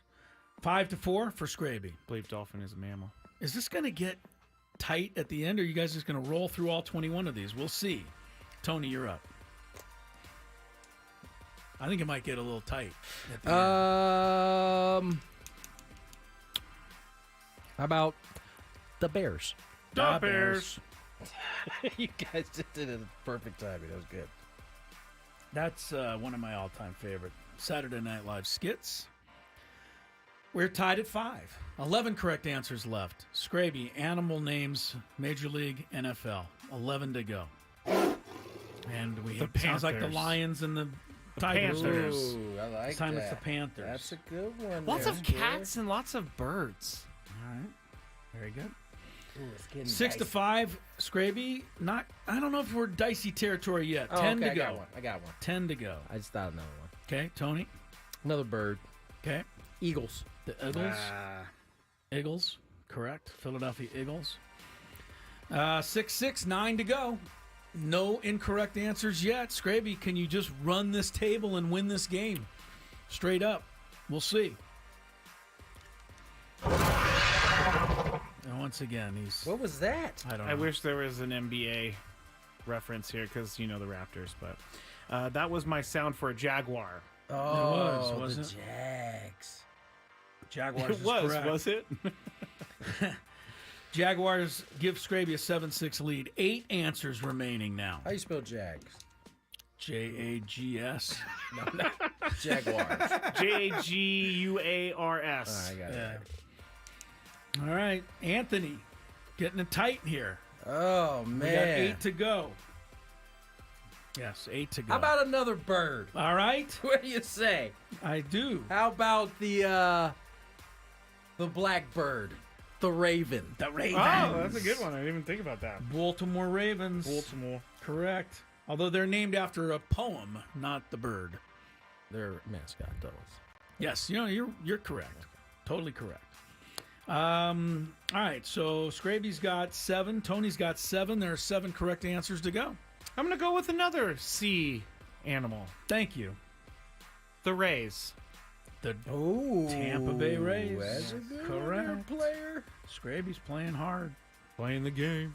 8-7. 6 to go. What'd you just say, the Rays? He said the Rays. The Rays. He did. How about a cat? How about a Bengal? The Bengals. Oh, that's a good one. Bengals. Cincinnati Bengals, correct. All right, we're down to the final 5. Oh, boy. No incorrect answers yet. Oh, boy. Now, I want to say that, time is a little bit of a thing here. You can't just think forever. okay, well, you have 'Cause to we're be the getting close. determiner. The Well, I will determiner. be. The determiner. Is it me? It ain't It's me. you. I'm going to go with the Buffalo Bills. Son of a gun. What is a bill? It's a Don't- nickname of the team. No. It's the nickname of the team, not the city they play in. Is the city. on. It's not an animal. It's a city. We never went over that. What do you We mean? totally went over it. I No. said it had to be the nickname of the team. A bill is a buffalo. A They bill- call Buffalo. Come a on. bill is not a buffalo. A bill is a person.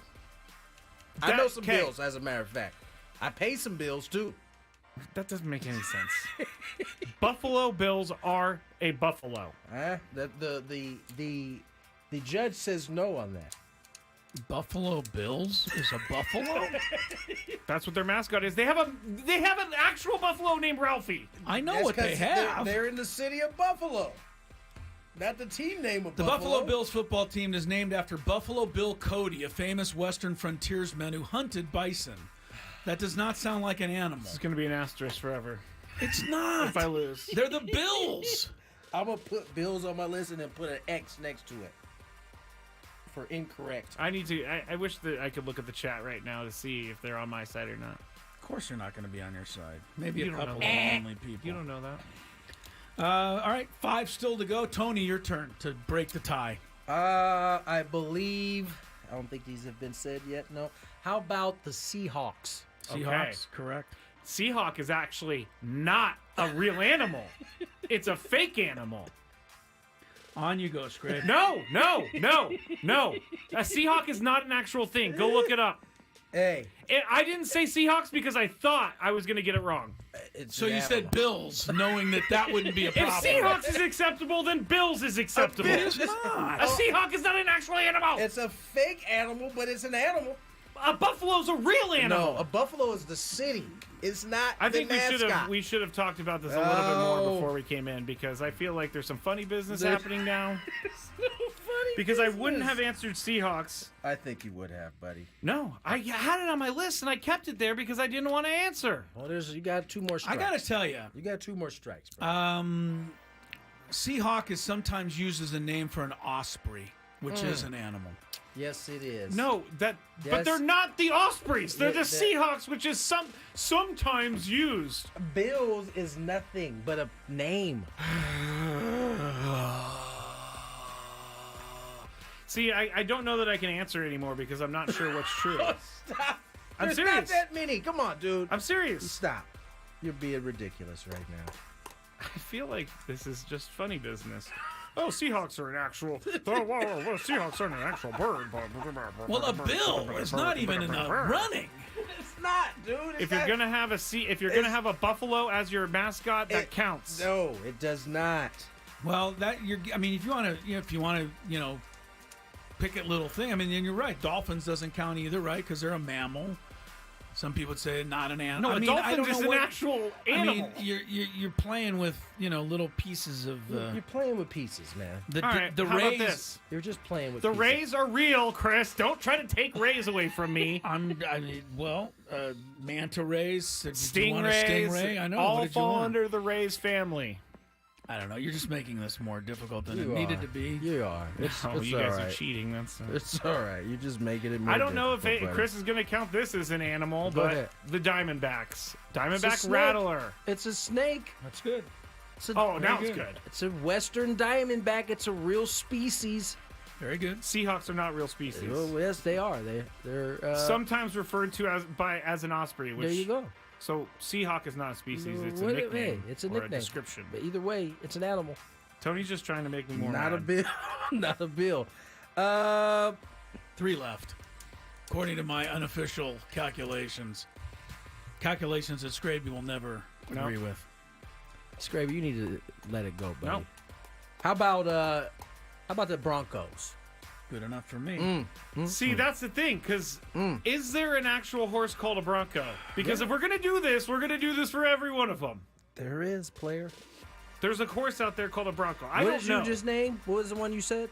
Diamondbacks. Diamondbacks. Taking a little steam out, but we're 10-9 with 2 remaining. Skraby, can you get one of the 2 that are still on the list? I'm thinking. Okay. Well, if a Bronco is a thing, then a Colt better be a thing. Winner. Okay. Dang. There's one left? There's one left. Oh, wow. Whoever gets it wins, basically. Oh, man. Tony, you get first crack at it. For the game. And you just decide when you think time is enough. I'll let you guys sort it out. There's no clock, but you have to kind of, when you don't know it, just say you don't know it. Or whatever. And Skraby will get a chance. There's one more. I don't think there's an argument on this one, so I feel comfortable with that. Somebody out there is yelling it at the top of their lungs. I'm blanking on every single team out there. Not seeing it. Do we have? Can you reveal which side it's on? No. Dang. Too easy. That's some crazy. I guess I have to use one of my strikes. That's okay. Skraby. For the win. After all of this, you can still win. If you can name the one animal that has not yet been named. It just hit me. Win then, Skraby. Win so I don't have to hear you complain the rest of my life. Hit me. And I'm going to give you a sound effect. Bah! The Rams, baby! Oh, you got it. The Rams! After all the adversity I came through in this. The adversity. This is a much-deserved win. Do your dance. Do your thing, man.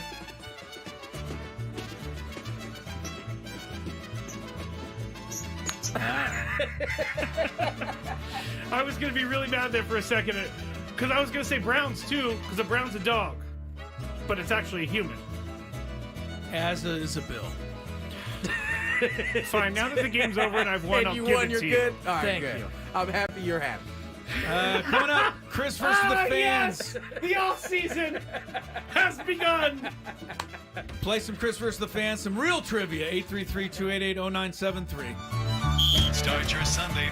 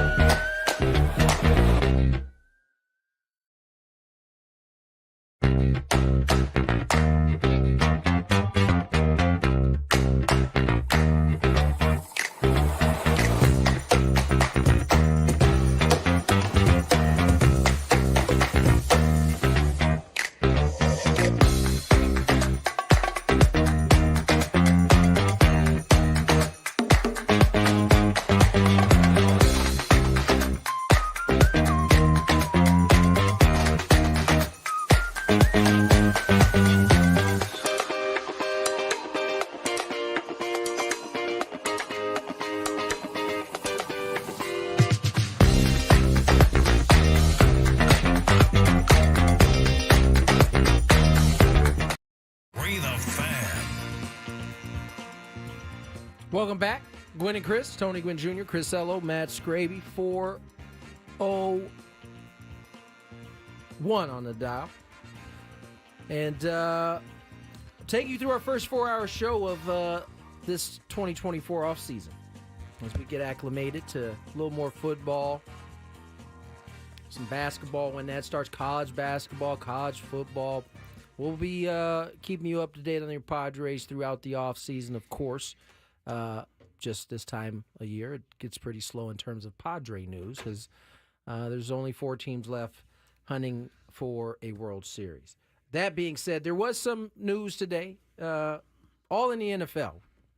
Amari Cooper traded from Cleveland to Buffalo. For nothing. For a third-round pick.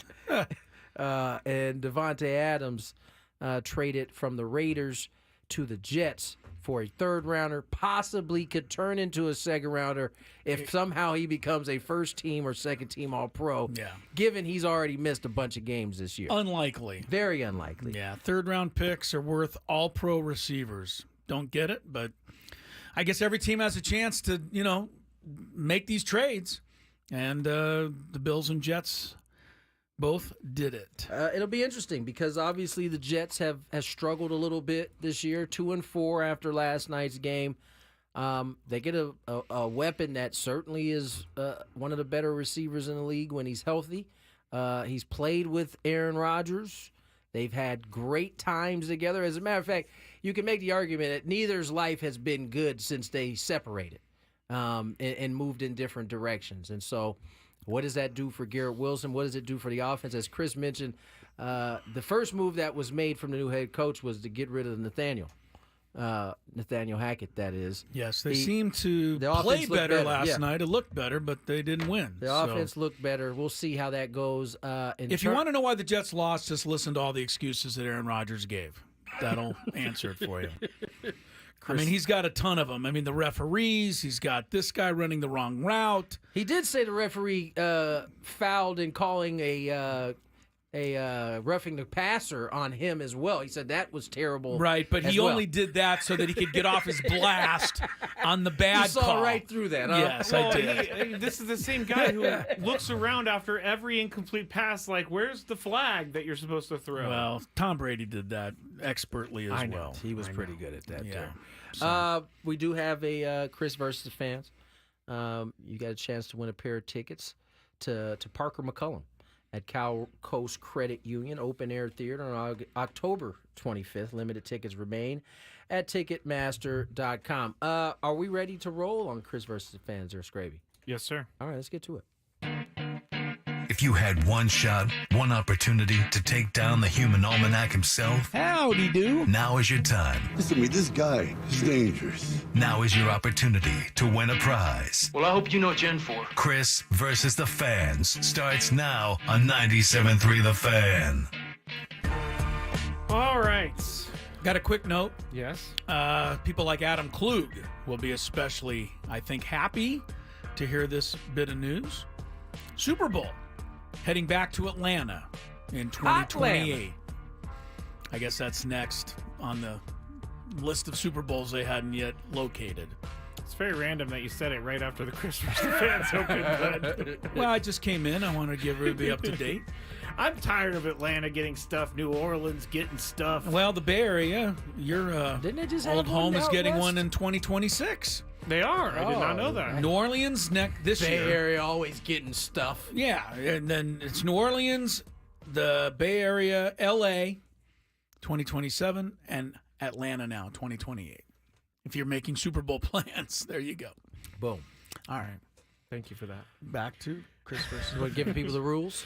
You have to make it through 3 questions. Each question will get more difficult. If you get the question right, you move on. If you get it wrong and Chris gets it right, you're eliminated. But if Chris gets it wrong, then you move on to the next question or you win. Chris versus the fans is presented by SD Fat Loss. Lose 20 to 30 pounds in just 60 days. Visit sdfatloss.com to schedule your free consultation. If you're a first-time player, nice job, guys. Let us know before we get into it, and you'll get that question for free today. Let's go to Danny. Hello, Danny. Hello. Hey, Danny. How are you doing? Good luck Pretty to good. you. Pretty good. Are you ready to play? Yes, sir. Before you play, Danny, I have to ask you a question. Is a bill an animal? Oh, my gosh. Last time I checked, Bill was a person. But, Thank you, Danny. Danny's gone. Danny's gone. Just kidding, Danny. I told you, I've gotten over that whole thing now that I have a victory. It's like a penalty in a Super Bowl. You still Unless won your the team game. win. Yeah, exactly. Still won. You can forget about that non-call. All right, Danny, here we go. Question number 1. How many Padres players were nominated for a Gold Glove in 2024?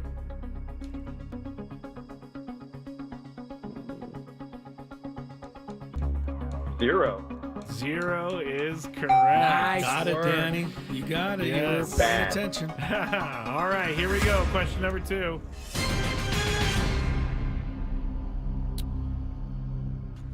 What ESPN analyst became the Colts head coach for part of an NFL season recently?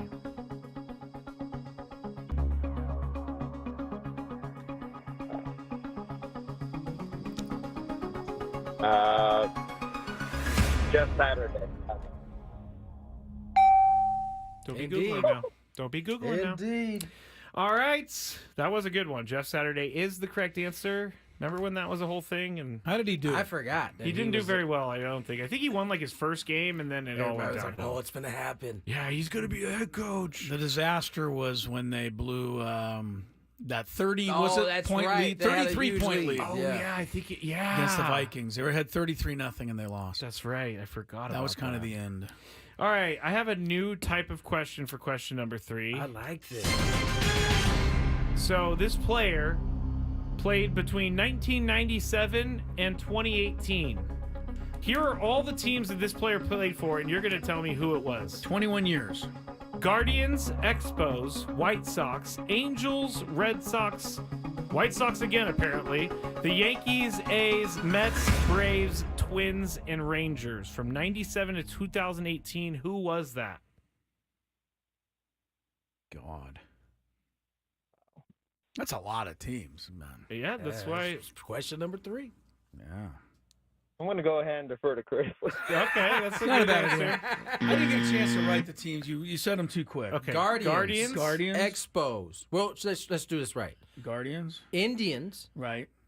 Expos, Okay. White Sox, Angels, Red Halos. Sox, Oh, my God. White Sox again, Yankees, the A's, Oh, my God. Mets, Mets. Braves, Twins, Twins. Rangers. 97 to 2018. I didn't know there's anybody who could play for this many teams. Actually, Adam on the chat has Adam, pretty get good, it? No, pretty good point though. Chris shouldn't be allowed to write him down because someone else isn't. Oh, all right. Well, I don't know. Anyway. I'm not gonna be a I mean, stickler yeah, they- because this is pretty tough. Chris Sale. I have no idea. Chris Sale. From I know that. 97 to 97. 2018. Chris I don't Sale know. is a dinosaur pitching still. Oh, wow. All right, Danny. Congratulations, Danny. The Stay right answer there. was the Rock Man himself, Bartolo Colon. Oh, yeah. Big sexy. Expos. Well, that's why- Bartolo. that's why I went back and reset the Indians and the Yeah, Expos. should have been a nice little little hint. Is but that yeah. too hard of a category? I Because think you got should two pretty more. tough. I think It's well, tough. people are driving, so you can't tell them to write things down. We can just repeat it again. Yeah. I like that. It's fun, idea. but it's tough. But That it is has tough. to. I will say it's gonna have to. If you're gonna use like the I need more long ones, descriptors. you're gonna have to give names that. Bartolo Colon is a good one, right? Because 97 till 2018. That was fair. But Cameron Maben, which is Thank one you on here, for would be giving it would away. be hard. Cameron Maben was going to be one of yours? From 2007 to 21, That one- Tigers, Marlins, that Padres, one's gonna be Braves, hard. Tigers, Angels, Astros, Marlins, Well, it's Mariners, easy when I know who it Yankees, is. Tigers. Right, but I'm saying But like if you that- just give me those teams randomly, it's I guess really I should tough. give you another It's tough. hint in Yeah, the there middle probably of should that. be another. That's hint. okay. All right. Danny, it's a win for you. Or no, was it Danny? Yeah, it was Danny. Yeah, Danny. Yeah. All right. Good for you, Danny. Chris Sale. I didn't have any guess at all. Uh, Bartolo Colon. Man, how many teams was that? Oh, I deleted it already. 11. But it had to be at least 11, 12. Yeah. Yeah. All right. Good one. But tough. All right. That's it for Chris versus the Fans today. Danny wins, and we'll have another round of it tomorrow. We can talk about Hawaii in the Mountain West Conference. I know you guys wanted to talk about that for that's one the other second. thing. The race to 8 teams, right? Pac-12, I believe, has 7. Are they one short right now? Pac-12? Yeah. Yeah, we have 6 for football, right? 6 Gonzaga for football, doesn't 7 need... is for if you add Gonzaga. Yeah. But Mountain West pulled their 8th team. It's Hawaii. Now, I don't know if that really moves the needle a ton for the Mountain West. It doesn't move it. It gets them to the 8 teams. Creates a lot of travel for like the volleyball team. It really does. I know that they like this. They got to get to the 8, but that's tough. I mean, you're Wyoming and you're going to go play volleyball and you're going to swim in Hawaii. Who else is left in the Mountain West? Wyoming, New Mexico. Is San Jose still there? San Jose. So is that the only team in California now that? Fresno Hawaii? and the Aztecs went to the Pac-12. Yeah, that's right. They left. So, it's a lot of travel. I mean, look, I still think that there's a decent chance. I know everybody says no, they'll never do it, and the money. But Cal and Stanford are still traveling to North Carolina every week. They're getting their brains beat every time. These players have got to be completely wearing out, going back and forth, coast to coast. And I just believe somewhere somebody's going to say, no, this is stupid. We just can't do this like forever. We're still and all of their teams are going to be doing it, like lacrosse and soccer and everybody. Right. I just think it's absurd for Cal and Stanford to stay in the ACC. We're still waiting for the shoe to drop with this whole thing still. Like, the lawsuit hasn't quite cleared itself up yet.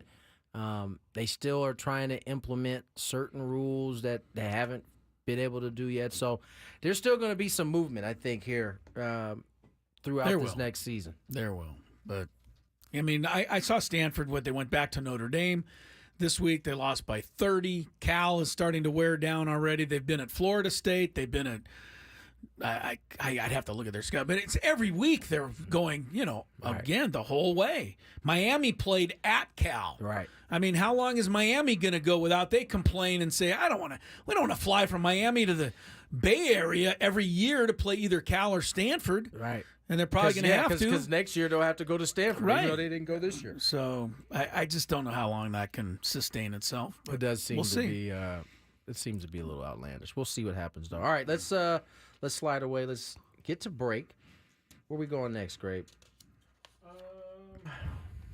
Got any good ideas? No, I had one, and it just left me as soon as you went to me, Tony. All right, that's all right. Let's check some traffic. We'll figure it out on the other side. More Gwynn and Chris. From the 97.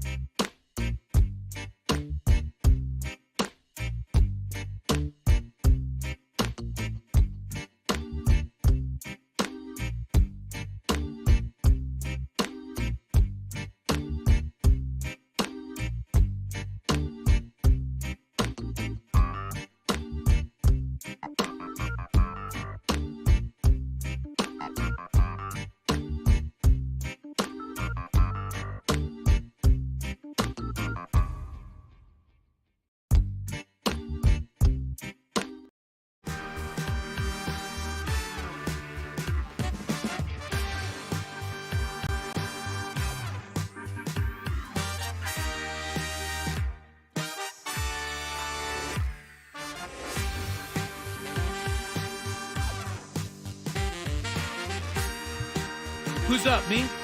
I'm busy fighting with my computer. Sorry. My computer keeps telling me that I have to turn on my antivirus and that my protection is expired. Is it really called Miami virus? Antivirus. Oh, antivirus. I got to turn it. I can't sign on to the computer without this popping up. So anyway, in trying to get out of that, I signed out of my camera. Sorry about that, everybody. You don't need to see me. Welcome back to Gwynn and Chris. 4:19 is the time. Crisello, Tony Gwynn Jr., Mr. Skraby. Yeah, Skraby, you're gonna have to come over here because his computer. I mean, we had Tony's microphone broke twice. Now my computer's saying that I'm about to be taken over by aliens. I believe. What kind of stuff are you looking at over there? I'm not looking at it. I'm trying to just. I'll check it out in the break. Well, I think it just went away. That means it's coming back. It'll probably come back, but I have no idea what I was going to talk about now. I've been thrown for a loop here. We have the Big Five coming up at the bottom of the hour. We sure do. We have a lot of stuff. We have the Yankees and the Guardians coming up at the bottom of the hour. Bybee is going to pitch for Cleveland for like 3 innings. And Garrett Cole will pitch 4 innings for the Yankees, and then they'll turn it over to the bullpens. I know what we're going to talk about. What did you want to talk about? It was kind of a potpourri of baseball, which is Dodgers. Clayton Kershaw said he's going to return in 2025. Good. I didn't see that coming. I don't know why, but I'm not him, so. I talked to him a little bit before the playoffs started, and he just seemed. Why shouldn't he want to pitch? What's he got to do with his life? Well, I think it's more about his I'm perceiving that his body is breaking down because he's on the IL a lot. So he's getting older. I mean, didn't he have like an ingrown toenail that put him on the IL? It was a toe. I don't know if it was a toenail. No, I think it was like a bad toe or something like that. Yeah, he couldn't push off. Phillies manager gets an extension through 2026. Rob Thompson. Not Thompson. Thompson. Yeah. Good for him, I guess. Okay, well, this segment fell on his face. He got paid. I'm still trying to figure out. Okay, we're also going to talk about well, we can still talk, a very feel-good story. We don't have anything, so we can talk about it now. The Rays? Oh, yeah. Yes, this is definitely a feel-good story considering the aftermaths of Milton. Was it considered a hurricane or it was a hurricane? It was a hurricane, right? Yeah. It was a Category 5, was it not, Scrib? It was a big one, and you guys probably saw Tropicana Field basically get ripped to shreds. Yeah. And for those who may not know, they also house some stingrays there. Apparently, stingrays. Are those animals? Rays? Not going down that road. Unlike bills, yes, they are. Okay. Don't even start. I don't know if you studio and was like, I knew Skraby was going to say If you go to Bills. the Buffalo football stadium, there is there's a jail cell down there on the field level that houses nothing but people named Bill. Oh, yeah, is that right? Yeah. There you go. They keep 7 cow-nose stingrays. That's kind of a mean name for them. I mean, that's the name. Cow-nose stingrays made it safely to a habitat at the Florida Aquarium after riding out the Hurricane Milton in a touch tank at Tropicana Field in Tampa. Well, how many without wishing anybody any ill? How many people around baseball were almost hoping that the whole stadium would just get torn down? Okay. Because it's the worst baseball field in America, right? By a mile. Nobody ever says anything different. Would like I think from a baseball standpoint, there might have been some thought of that. But I believe they were using that stadium for shelter for some of the first responders when it tore to shreds. So it was like a hub for people to come get supplies and stuff. So there's that. The Rays are the cow-nose stingrays are okay, in case you were wondering. But honestly, I can't see the Rays getting a roof put on their stadium before the next season. It's going to be very interesting what they're going to do about that, because that doesn't look like that's going to be fixed anytime soon. No. Did you see that pieces of the ceiling, the tarp, were being sold? This does not surprise me. This is how crazy people. I saw something for like $700. You get like a piece of the top of the dome. Really? Yeah. How much? 700. Oh, I'm in. I mean, I'm why don't we not pool in. our money together, guys? We can get a piece of the dome and put it up here in the studio. I guess they also said that fantastic thing. it to was have. rated for a certain number of miles per hour of winds, but it was also built so long ago that the serviceable life expired, so they kind of saw this happening. But I don't know what the Rays are going to do. That stadium is not ready for Milton. They cut through that thing like butter. Brandon says, "Ladies and gentlemen, your 2025 Montreal Rays." I mean, wasn't there a proposal for them to go back and forth there a couple years ago? There was, yeah. The owner wanted to play like half his games in Montreal. That is true. They might very well have to play their games in Montreal. Cal and Stanford both said, I see no reason why they shouldn't do it. Right. Fly all around the world just to play a couple of games. Oh, there's going to be some when you add that to the Oakland Rays. When you add that to the fact that there's already going to be the whole issue with the Sacramento AAA ballpark. Both of those are in the American League, thankfully. And Did so you all hear? of those teams will have to hit those two spots. The Rays and the A's. Wherever the Rays end up playing. Did you hear that the locker room for the A's is going to be in center field at that ballpark? Just for the record, the locker rooms last time I was there were in center field. So I don't think that's a So if change. these guys need to go use the restroom, There's bathrooms down in the dugout, but you got to bring everything with you. Do they have man wipes? They have dude wipes. We need to get it sponsored by them now. They didn't have dude wipes when I was there. Dude wipes, I'm sure sorry. they have them now. That's funny. No, their locker rooms have always been out beyond the center field. It was really left center field wall. It's good to see we're advancing in the days of baseball. The Polo Grounds, where the Giants played in the 40s and 50s, had the clubhouses in center field as well. Man, that's a far walk. It was. Everybody Polo had to field's like walk. After the 500 game was Polo over, fields were like 500 feet. yes, too, to so- center. That's where Willie Mays caught that brilliant, catch in the Polo Grounds. And I guess when the game was over there, all the players would just turn around and walk out to center field. So if you're an outfielder, things are a little good. different, yeah. Just don't have to go back to the dugout. Hey, can you bring my bag for me? Sure. Don't think that people haven't had their stuff set up like, hey, just grab my bag when we get this third out. Just bring it out with you. Don't walk all the way back in here. It's definitely happened before. I imagine Willie Mays said that a few times. If Willie was smart, which I think he was. Yes, he was. I'm trying to. It's apparently Mike Pomerantz got too close to the Rays. Tanks when you guys were in Tampa. Someone saying that he leaned a little bit too far over. Did he? I didn't see it. The but tanks. Mike P was with us on that trip, so it makes sense that he might have got too close to it. I would never get too close to that thing. Hey, I don't do water animals. Stingrays, especially. Not fun. I surfed one summer. Tony doesn't even do the water, let alone water animals. Yeah. I'm trying to avoid. What's the closest you've been to the surf? Like you and your wife, will you go for a walk on the beach with her as long as you stay on the sand? Listen, the reason how I got to this is because I've actually been in the water. Yeah. And it wasn't a great experience. Stingrays around you. You go.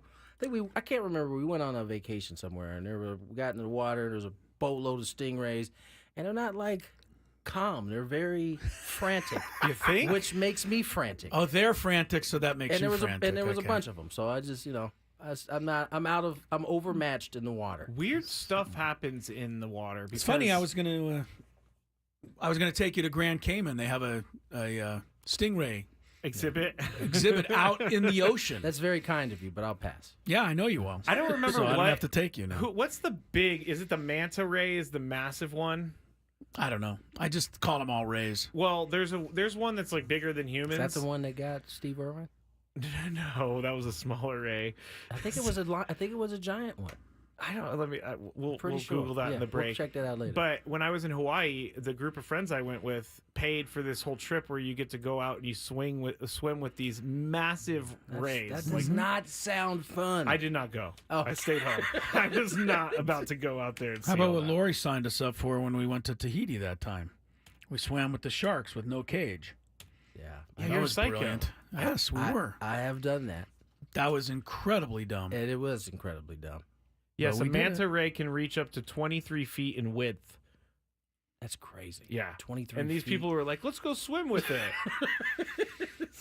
I'll pass. Yeah, me too. Well, Tony, you do have something in common with the greatest athlete of all time. Michael Jordan also can't swim, but he hates the water. Yeah.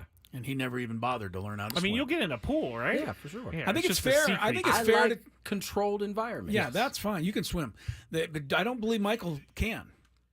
Which I think is everything. I think it's a black mark against him being the greatest athlete of all time. There's an actual thing he cannot do. Fine, good, because he could do everything else. So you're telling me I could beat him in a freestyle race? Apparently, I think you got him. I don't think he would even. I don't think he would even challenge you. This is going to be a little controversial, but when someone tells me they can't swim, I don't understand. Like, some people are fearful of water, Skraby. Okay, I understand the fear of water. That's fine, but like, I don't think I learned how to swim. I just think I definitely had to you learn how kick to the swim. legs, Yeah, you do all that stuff. If you're saying it came naturally to you, it didn't come naturally to me. I had to learn how to swim. Oh, Chris? I was taught before I was old enough to know what what I was really doing. So swimming was a thing. So maybe you were taught before you remember. So when Michael Jordan gets in the pool, he just flails his arms in the air. I really don't think he gets in. He probably doesn't get in. I don't think he gets in. Somebody worth that kind of money is not into looking crazy in the water, not knowing how to swim. The closest Michael Jordan gets to water is the ice in his scotch. Oh, okay. That's about it. All right. So I learned a there you lot in this segment. Mm-hmm. We got through it, which was a miracle. Thank God it's over. I got my computer working again during the segment, if that helps. Oh, you did. Nice job. So there you are. I'm back. There you are. It's time for break. Please. Oh, man, it couldn't come soon enough. All right, let's take it, and then Skraby's Big Five, if all goes well. Gwynn and Chris.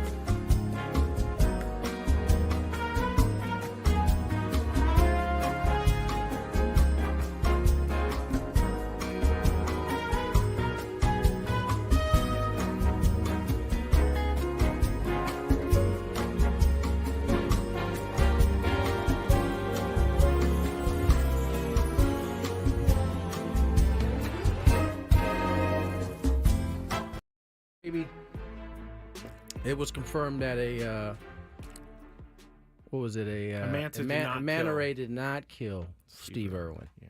We're still trying to figure out what it was. That we have our research department working on it in the back. Was on it. They said, no, that's not true. So we want to make sure we get that information out to you. Also, I can swim. I just don't swim in the ocean. Yes. I didn't mean to insinuate you don't swim. You just are not a fan of going in the ocean. Yeah, no. Good reason. Still waiting on traffic. We do have a big five. We've been waiting to talk about Mr. Jones, Jerry Jones. We'll get to that in a little bit. Got a Padre. How dare he threaten a radio host? Who does he think he is? Just terrible. Terrible, I tell you. Terrible. We still waiting on traffic there, player? Yeah, I don't know what's up with traffic today. All right, let's do this again where we're going to put it in the middle and see if I need to go. I don't think we ever put it in last time. It didn't come in. Oh, it never came in. So no. we just don't I might have need traffic. to check with Kelly Danick to see what's happening here. Be careful. Yes, you're right. But here's the big five. It's that time of the show when we check on the latest in sports. Only the most important topics and questions are brought to light. Stop what you're doing and listen. These news stories will astound and amaze you. The one, the only. Oh my God, who the hell cares? The Big Five starts now on 97.3 The Fan. All right, Chris. The Big Five is brought to you by Summit Subaru of El Cajon. See all the 2 ways to save right now at summitsubaru.com. I have a quick update on the Stingray. It's a short-tailed Stingray. The African counterpart of what we have here. Oh. So it sounds dangerous. That sounds extremely dangerous. It's dangerous. African short-tail Stingray? Is that what you said? Never want to come face-to-face with the African short-tail Stingray. Okay. See what this bad boy looks like. I don't know if it's officially the African short-tail, but the research I did. Short-tailed Stingray, the African counterpart to what we have in San Diego. Anyway, while I need to get into number 5. Man, I am all over the place. Number 5. While the big league Padres are into the offseason, Ethan Salas is still playing baseball. The top prospect for the Padres ranks 2nd in fall league with doubles, trailing only Peoria teammate and fellow top 100 prospect Colt Emerson, while sitting tied for 4th in total bases through 5 games. More so, he's 6 for 22, with 5 of those hits going for extra bases, leading to a .591 slugging percentage for Salas in the fall league. Tony, with the catcher situation kind of up in the air, when do you think Ethan Salas makes his pro debut? 2025, 2026, 2027? 26 or 27. So I thought you were going to say. Maybe. I mean, he's 17? Do we know? 17? Oh, no, he's 18 now. 18 now. Yeah. 26 would put him at 20. I'm going to say 27. I'm going to say 27. He'll be 19 on June 1st of next year. I haven't seen Ethan a few times. He's super talented, but he's got a lot of growth.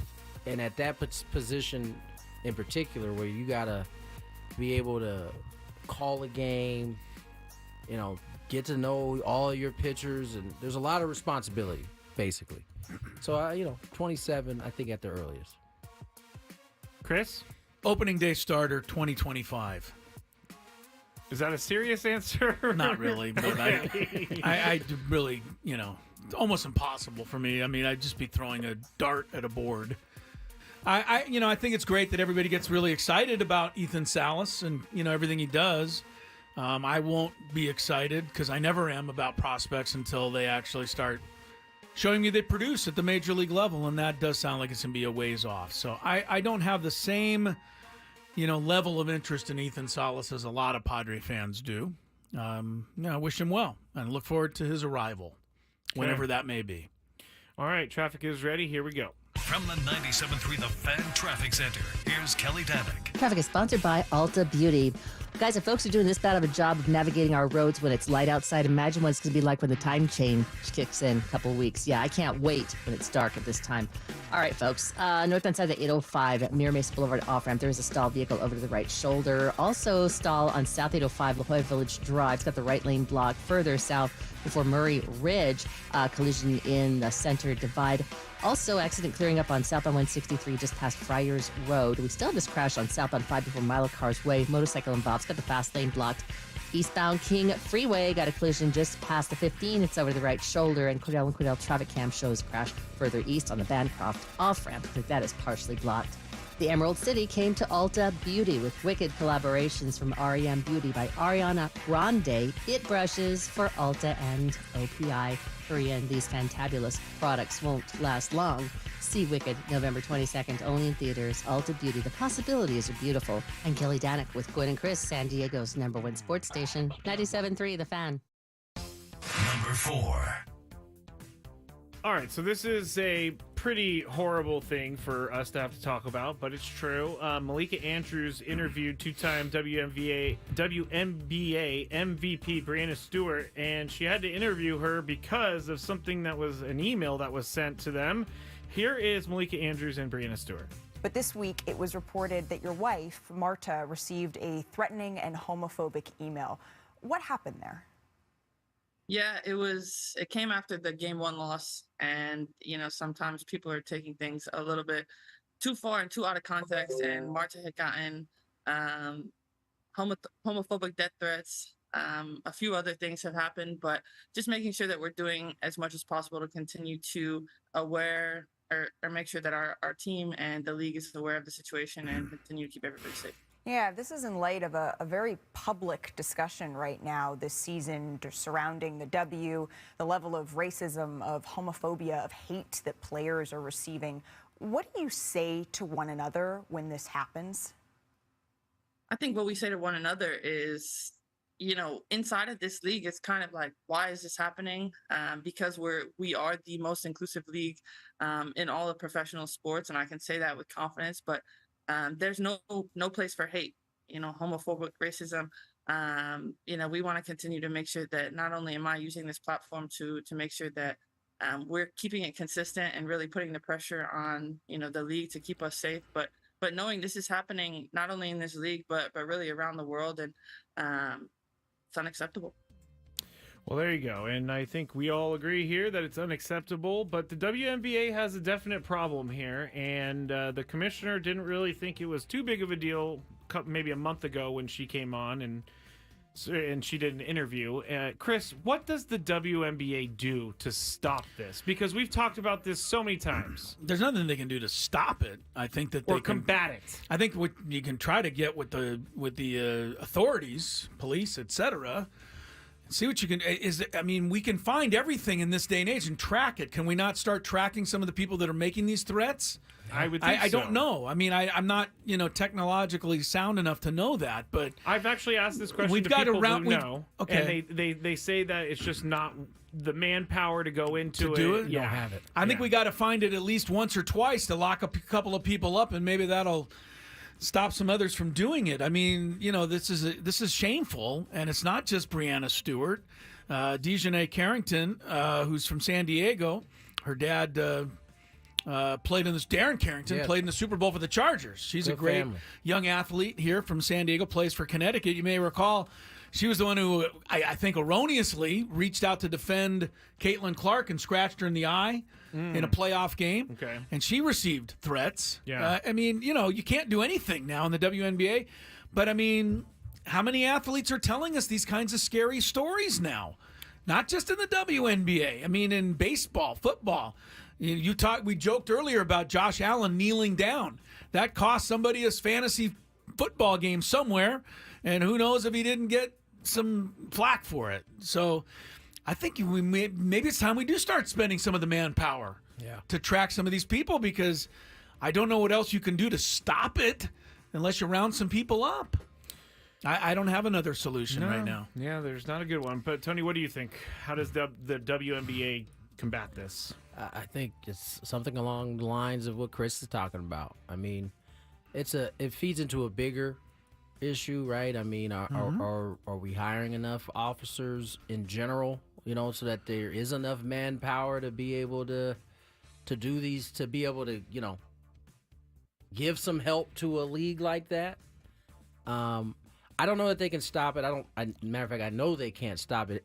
And since the pandemic, we have noticed fan behavior being further to the extreme. Gambling and fantasy sports has certainly, I think, made that all rise even more. And given the way that Brianna was talking about it, it sounded like they were reacting to the loss that they had in Game 1, which means and she boxed up the game. She missed a layup right at the end of the game. Brianna did. So that tells you it's either A, they were fans of the actual team, or B, they had some money. They bet on it. Most likely, it was probably B, right? And so if that's the case, there's the root, at least a part of the problem, right? And that's just a problem that all of sports has really put their arms around, because it went from a time where all of us lived in, where gambling was frowned upon in terms of sports, to now everybody embracing it and having to deal with the consequences of embracing it. This is one of them. I mean, in the WNBA, it's a little bit unique because they're getting a surge of new eyeballs because of the talent that they have in the league now. So with that comes, new scrutiny, new type of issues. You add the gambling element to it, which also brings more eyeballs to it and brings, different type of characters. And so, I think that's really the only way you're going to be able to attack this, is kind of partnering with law enforcement to try to figure out a way to and certainly one way to not what they're not going to do is take the gambling stuff back. Yeah, so they're not going to go back on that. And I think you're bringing up a great point. The gambling is, these people are losing big time money, and they're blaming the athletes rather than their own stupid self for making the bets. Right. And I mean, that's we've heard more and more athletes, not just in the WNBA, really across the board, about threats that they receive or DMs they receive after a bad game, and some are extreme, some are your run of the mill. You cost me this, I'm mad at you. It's just I think we better get used to it. This is Dan Campbell, the kneecap cannibal, actually had to move his house because one of his daughter's school classmate decided he was going to dox her address. Snapchat her address. Because of a fourth down call that Dan made. Against the 49ers. So. Did it work? It did. For the 49ers. It worked the other way. All right. Had to move houses. That's crazy. Yeah, that is crazy. Number 3. Cowboys owner Jerry Jones is not having the best start to his 82nd year on Earth. The Cowboys got crushed by the Lions at home on Sunday. Maybe everything else was going just fine for Jerry. I don't know. We're about to hear something that tells me otherwise. And he is now mad at radio host over at sister station 105.3 The Fan in Dallas. Here is what Jerry said. Actually, I'm just going to play his question, and then we're going to go from there. 1970, a little different from this past off season in building the team we're talking about today, which there was a lot of criticism that you guys didn't add, didn't spend, and don't add and don't spend, and are not aggressive enough with some of the problems that are still haunting the Cowboys today that we see play out on the field. That's the point of talking about the off season. I remember those criticisms very well. Okay, so what? Are they playing out to be accurate? What's your point? My point is, it seems like Listen, let me tell you what I'll do. About it. I will let us sit down and look at the decisions we've made over the last several years. Okay, I'll look at it.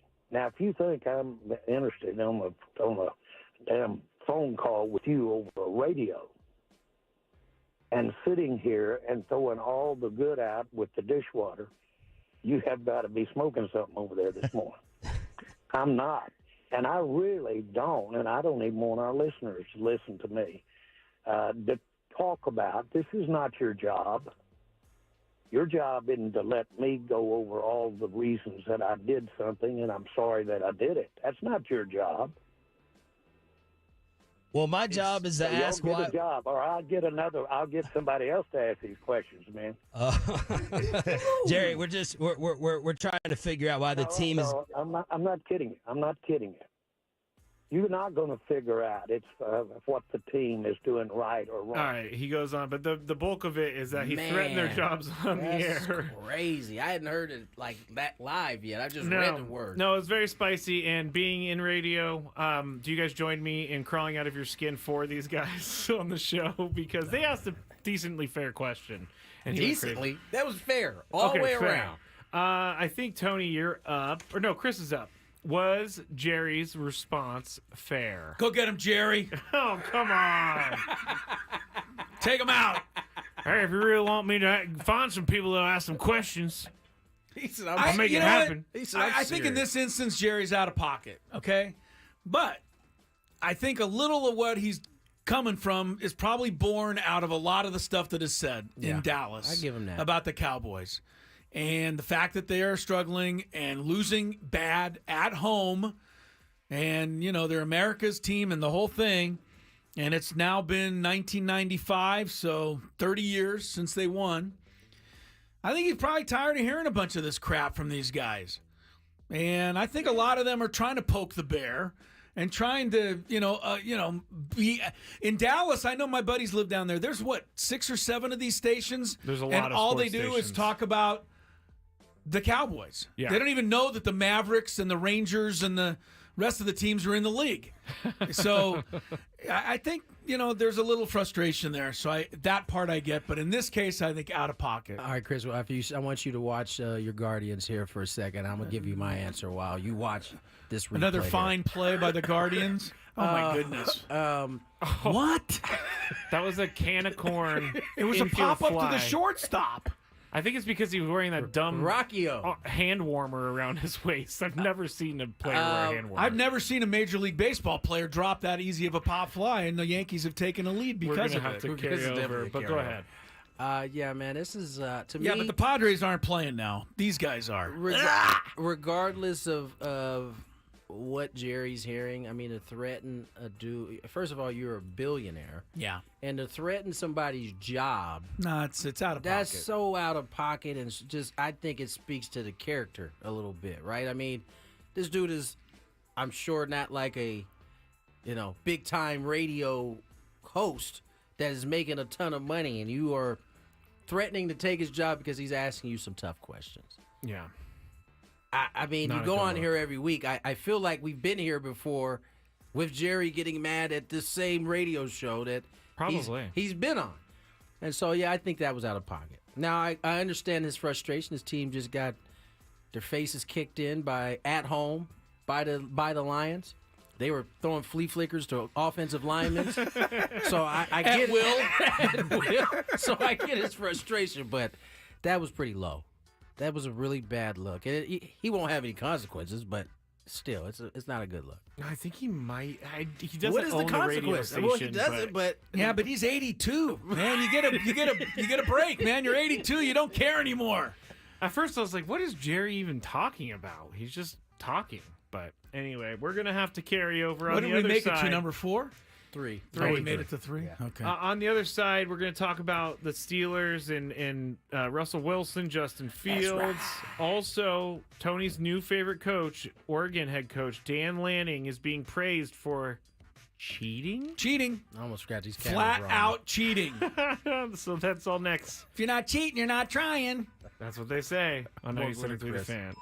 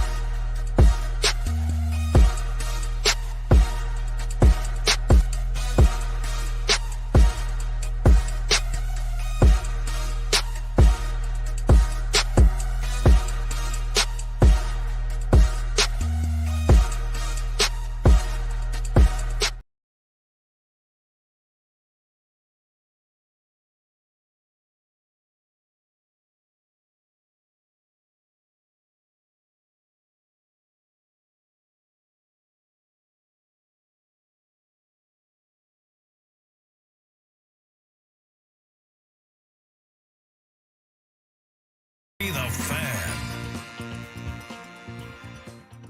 All right, welcome back to Gwynn and Chris. This hour on 97.3 The Fan, brought to you by Buffalo Wild Wings. Buffalo Wild Wings is football. Cleveland Guardians are attempting to play baseball. Not doing it very well. Bottom of the first inning in Game 2 of the ALCS. Runners at first and third, nobody out. Aaron Judge hits a pop-up to the shortstop. And I think I've seen this play over 50,000 times. I've never seen the shortstop box it up as badly as the Cleveland shortstop did. It not only bounced off his glove, Tony, it rolled off the back of his glove out into the outfield. Runners were safe everywhere. A run scored. I don't even it bounced so far away from. I don't even think he was the one who retrieved it. I don't think he could get to it. I think the right fielder had to come in and pick it up. It was. Anyway, they continue to, kind of make a mockery of this thing, but the Yankees had to settle for just the one run. Give credit to Tanner Bybee for pitching out of further trouble. 1-0 Yankees. They're going to the second inning Game 2. Can I get off this beef real quick? Actually, you know what? Let's finish our thing, because I have a beef, and I've brought this beef up before. Okay. I'm going to write it down. Tony Beef. Devontae Adams. Let's put Tony's beef with Devontae Adams farewell. Give me some of that meat. It's a beef, right? Yeah, got a beef. Give me some meat. There we go. Tony's beef is all I say. I saw a really funny tweet saying it's going to be really hard for Devontae Adams to find a house with a Taco Bell in it in New Jersey, which is kind of hilarious. Yeah, you can get those done in Las Vegas. So it might be a little bit tougher in Jersey. Yes. All right, let's get back into the Big Five here, and we're going to be doing number 2. And that means we talk about Mike Tomlin and the Pittsburgh Steelers. They are sitting at 4-2 right now in the season with Justin Fields at the helm. Well, Coach Tomlin might shake it up, and reports out of Pittsburgh are saying the Steelers are giving Russell Wilson first-team reps, and Tomlin said he is, quote, in consideration to start this coming Sunday. So let's go to Tony first. That's right. Would you stick with Justin Fields or go to Russell Wilson? Honestly, if I would have waited or would have tried to wait until we were like 500 or there was some type of losing streak, he's playing pretty well. I don't know so if he's playing pretty well. He's playing good enough, and their defense has played really well. I don't know. I think this is a risky move. You're 4-2, and I'm a big Russell Wilson fan. I want to see him get an opportunity, but your team is 4-2. I would have liked.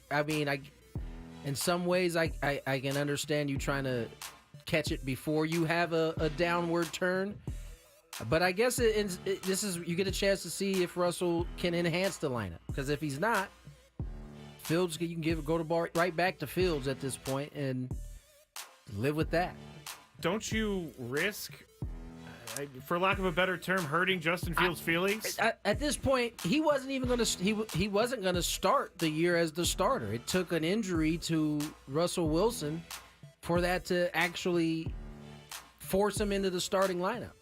And so, no, I don't know if Fields can. He might be a little angry, but I get the sense that Mike Tomlin runs a pretty tight ship around there. SHIP. Unless your name's George Pickens, then you just write swear words on your eye black and claim you didn't know it was against the rules. For as talented as he is, man, he just seems like he's just oblivious to life. That's a good way of putting it.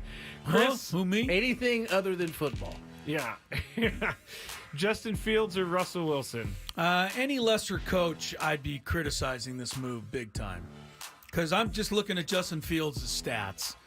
He's hitting on 67%. He's got 5 TDs, only 1 pick. He's also run for 5 TDs. He's not turning the ball over at all. And that's really all the Steelers need is to, punt the football and let their defense do the job and score a couple of touchdowns. I think it's risky because Russell Wilson, at least last year, was, a little careless with the football. And but Mike Tomlin, I'm going to just trust you. I'm going to trust him, right? I just think he knows, he's a great coach, and I think he's got a better feel for his team than I certainly do. I wonder how Michael Valenzuela feels about this. Well, he doesn't like Mike Tomlin. That's what I'm He saying. doesn't think he's a good coach. That's what I'm saying. And now he's moving his starting I've quarterback. always liked Michael Valenzuela for his opinions because I agree about Mike Tomlin. What do you? All right, let's If leave you want Mike. to be 500 for the rest of your Steelers career, With crap. Excuse my language. okay, Excuse your French. Excuse your French. All right. Final one. Oregon head coach Dan Lanning is being praised as a college football genius after purposefully placing 12 men on the field late in the game against Ohio State. Here he is being asked about it in the media. This is beautiful right here.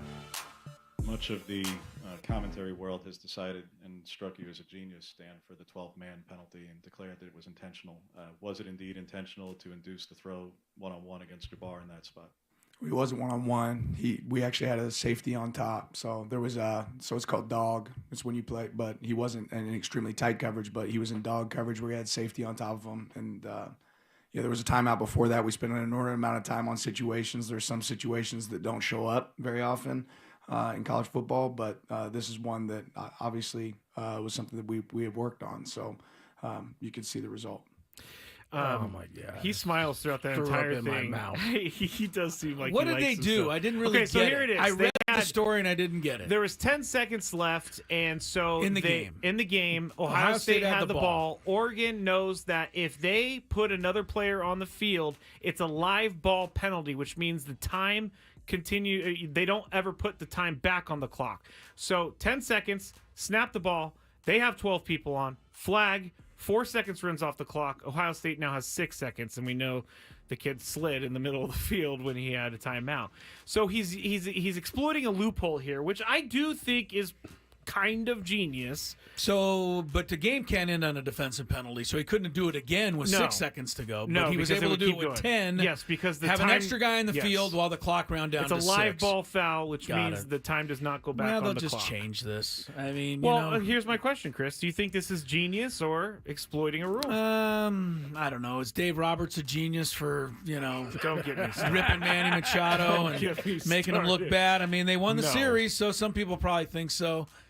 I don't think Dan Lanning's a genius, but I think Dan Lanning thinks he's a genius. There you go. And eventually Dan Lanning's going to get whooped by somebody.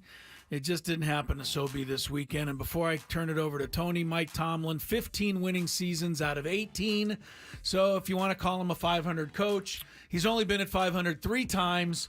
Losing record 0. How many Super Bowls? Over 2 or 1. How many One? does your guy have? Well, he hasn't been there for 15 How many years. does your guy have? He's been to How 2. many does your guy have? I believe he has 0. Okay, so what's up, Shay?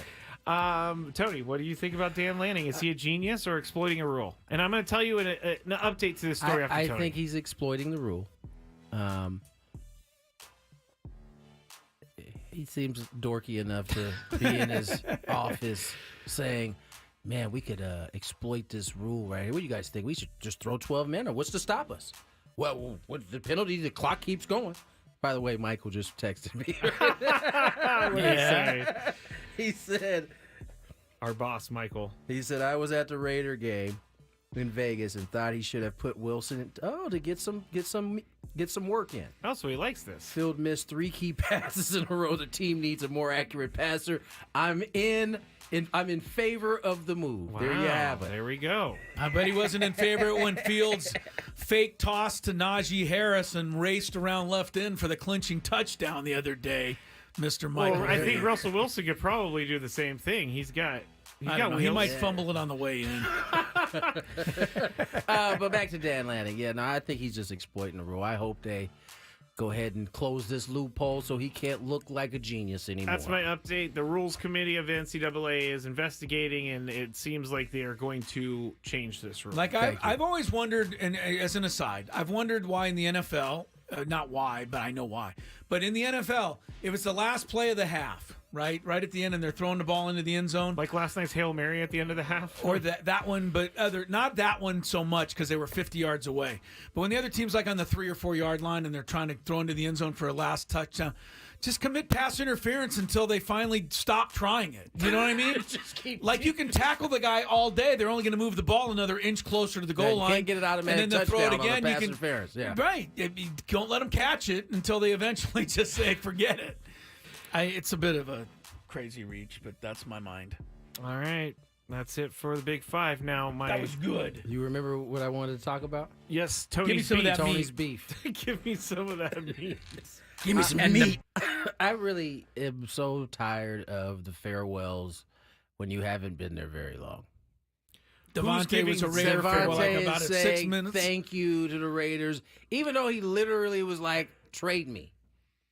That doesn't seem like the place you say thank you to when you've only been there for a couple of years. I could see someone thanking the fans, not the organization. Well, that's who he's thinking. I mean, but he just said he wanted out. Not the fans' fault. They have a. You know why? You know why guys have to do this now? Because people crush them. Because they're on don't. social media. I saw Tyler Wade put one up. I saw Luisa Rise put one up. T. Wade's different. His team went through like a long journey and a sudden stop, and the season's over. He may not return. They're in the middle of a season. Matter of fact, they're in week 7, 8. Where are we at? He basically begged his way out. I think you have every right to rip Devontae Adams hard. I'm not a fan of, because everybody does one now. Now you go to a stadium where a guy's played 2 years and he got traded, and they're giving him a farewell video. And it's just like, enough. Like, could we just? It just seems over. We're overdoing these. You know what? That's a really good take, Tony. I'm happy to hear you saying that out of all people. I'm just saying, like, those farewells used to mean something. Like when a guy took out a page in the paper and wrote because he had been there for a long time and it actually meant something. Now you're there for like 6 months and you're like, farewell letter or farewell IG post or clout chasers. It just feels like it's only being done now so you don't get crushed from the place you're leaving. That's a great daily gripe for tonight. I'm glad I can help. I'm gonna have to recycle that one in a few weeks. I'm glad I could help your gripe there. Skraby Chronicles are coming up after this show. As a matter of fact, the Skraby Chronicles cannot happen a moment too soon. The way things have gone throughout the show today. Crawling to the finish line. We did spend 20 minutes talking about dude wipes. So it's a very important conversation. What you need to know. And I learned in Japan from the chat, they got public bidets, which really bothers me. That is a fact. That could be your gripe later. Was it in Korea when you went there? There were some public bidets. That is so bad. So bad. Chris, you ready to go to break? Take us a break, Chris. I was going to say what the show is headed down the porcelain fixture, but I don't want to be too critical of our own work here. We will check some traffic. Hopefully. We haven't even really been able to get that right today. It's there. We'll give it a shot, and then more Gwynn and Chris. From the 90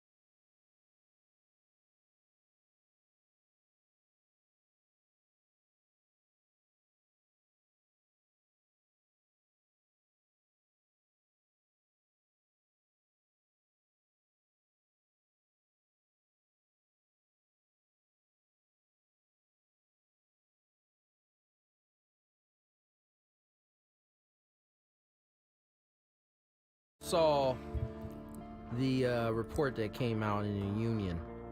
And it really wasn't a report. It was just kind of a story about one of the proposals of an arena by Snapdragon. Did you guys see this? I did see it in the paper, yes. Apparently there was an idea that along with Snapdragon, there'd be a world-class arena, 16,000 seats, up to 16,000 seats.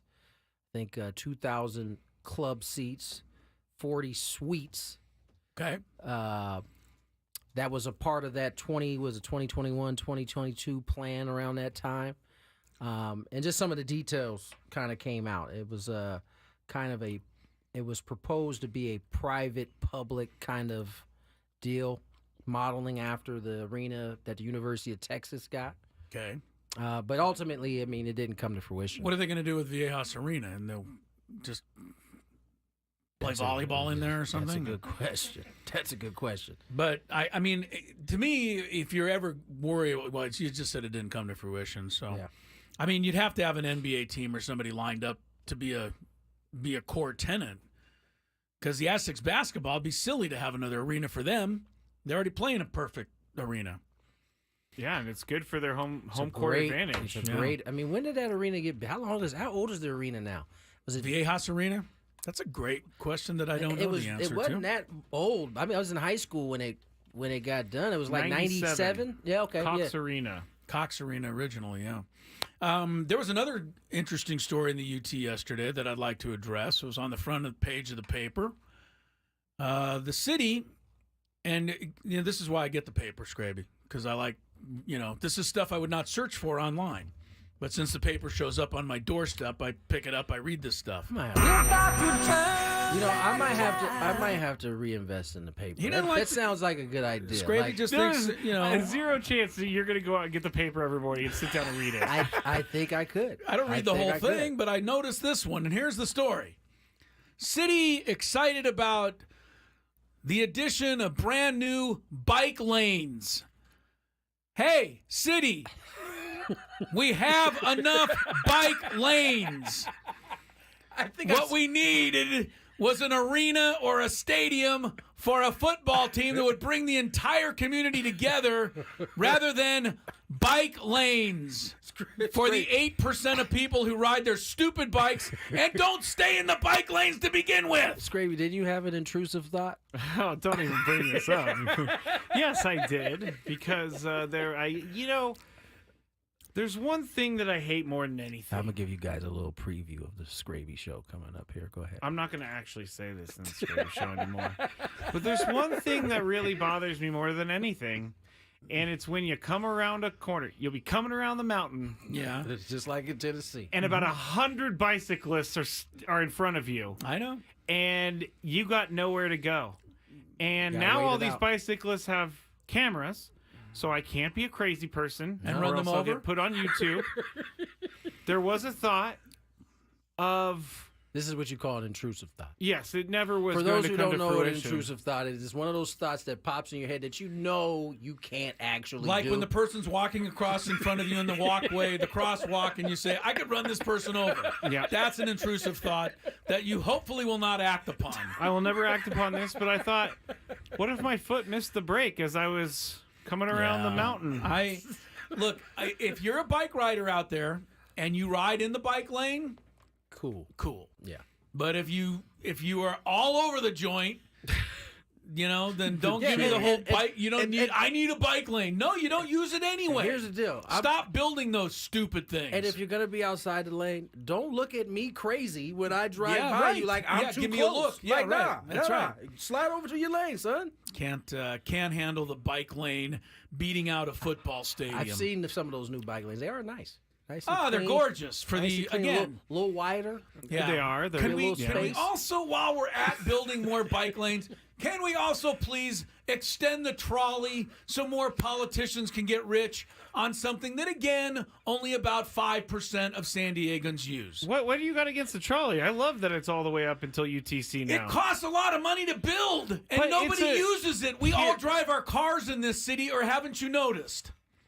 I use the trolley during Padres season from There's time to time. for a couple of Padre games. There a lot you of go. people on the trolleys. I'll go to Snapdragon on the trolley because I don't want to deal with parking. Like on opening day, I definitely don't want to deal with parking, and I'll take the trolley. Parking is atrocious. Then you vote for continued trolley advancement of the trolley and mix in some more bike You know, lanes if while we're you're gonna with be, it. okay, here we go. So God, where last are we week. going? I'm ready. Fortunately, the Padres, not the Padres, but they gave us parking for the DS and the Wild Card Series, and it was in the Lexus lot.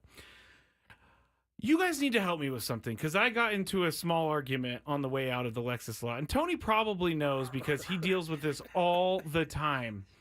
But when you're in line to get out of the Lexus lot, this goes in any parking lot. When you're in line and a bunch of people come running up to their car, and you've been in line for about 25 minutes, and people are getting into their car, they're all happy, and then they're like, hey, let me in.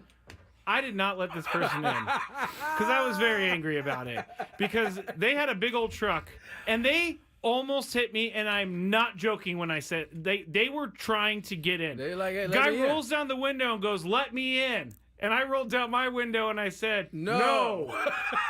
And I rolled it back up. And to my luck, you know who got stopped at the light near the freeway? Me and that guy next to each other. And so he is just staring at me the entire time. And you know what I did? Nothing. I stared straight ahead. I didn't even look at him. Let me tell you. What's the rule? That parking lot is a every man for What are you himself doing in the type of Lexus parking lot, by the way? I told you, they I didn't gave get us to media park parking there. Uh-oh.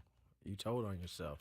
Chris didn't get that. I parked in the I didn't even MTS ask for parking. garage. It was sent to me. I parked in the MTS garage. Did you and, check your thing? Because it said Lexus Premier Lot on mine. That's why I went there. I think it's easier to get out of the MTS lot It might than be. the Lexus lot.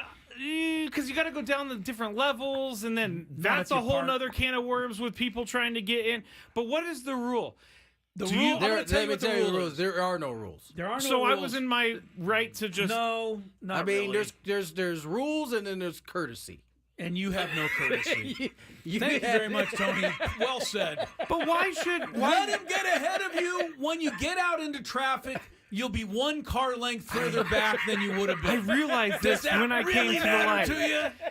That is the thing, is no matter how much you rush out of there, you are going to get stopped somewhere else down the If you line. cut this guy off, I you'll be know. one car length ahead of him. You know what? I thought about this too in the moment. I was like, I will just say stop this. being this person. I will say this in the Lexus lot in particular. When there are times that you're nice, you show some courtesy, and that guard will come out and stop you, and that one car got to go out. The car that you let out, that has happened before. I did this.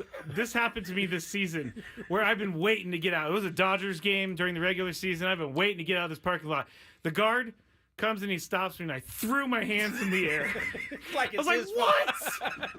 Just like that. And the guard was kind of giving me that look, like, "Calm down, psychopath." You guys are starting to see the reasons why it is worth your time to tune into the Skraby Chronicles from 6 to 7 Hey, o'clock. there's the last one. The other thing, since we're on the parking down there, one of the things that happens, especially now that Petco is pretty much sold out on a nightly basis, at least it feels like it's on a nightly basis. Speaking of bike lanes, Oh, yeah. you know, when you come out of the Lexus lot and you have to go right down Imperial, Yes. there's supposed to be 2 lanes there, but people occupy the far lane walking. And so you're playing like a Frogger game, basically, with people. You're trying to fit in that lane, and you're hoping that people are not scared of vehicles anymore like they used to. It's amazing. I see a vehicle. Wait till you hit one of them, Tony. That'll move change. over. They don't move. They just keep walking. This is like they're not scared of being hit by a car at all. It's crazy. Yeah, you're right. But I don't know how The amount of people that don't listen to the actual police officers out there that are trying to guide you. That was a daily gripe. The light will turn green, and the cars are supposed to be moving, and like 28 people are all trying to squeeze past it. I'm not going to reveal who this person was, but they do work in media in San Diego, and I was watching them as the person in the sidewalk said, "Stop." He kept coming. Stop. Or they kept coming. And they walked right by. And that person, the person who was trying to tell him to stop, was like, "Thanks for listening," kind of thing. Person didn't care. It's infuriating. And it maybe changed my thoughts about this person. It did. Because if you're not willing to just obey a simple stop while people are going by, please tell us who it was. I'll tell you guys in the break. I'm not going to tell you on the air. Are you kidding me? Well, then once you tell me, it's no one that works for this station. I will tell you that, and it's not Don or Mud. I will tell you that. I have some thoughts, just based on the media. Tell me in the break. We're not even going to play this. I'm going to go ahead and get us to break right now. More Gwynn and Chris on the other side.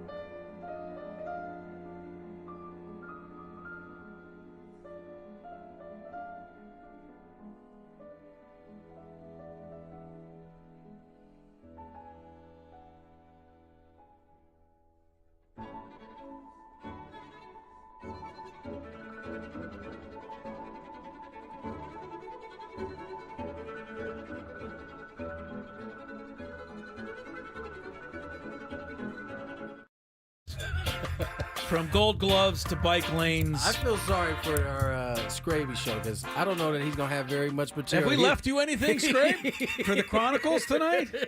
We have hit all corners of not just the sports globe, but the gripe globe beyond. I just kept deleting gripes off my. No, I'll have plenty to say. Once I I bet get you'll going. I bet you'll still come up with something. Oh yes. All right, Guardians trail the Yankees 3-0, top of the third.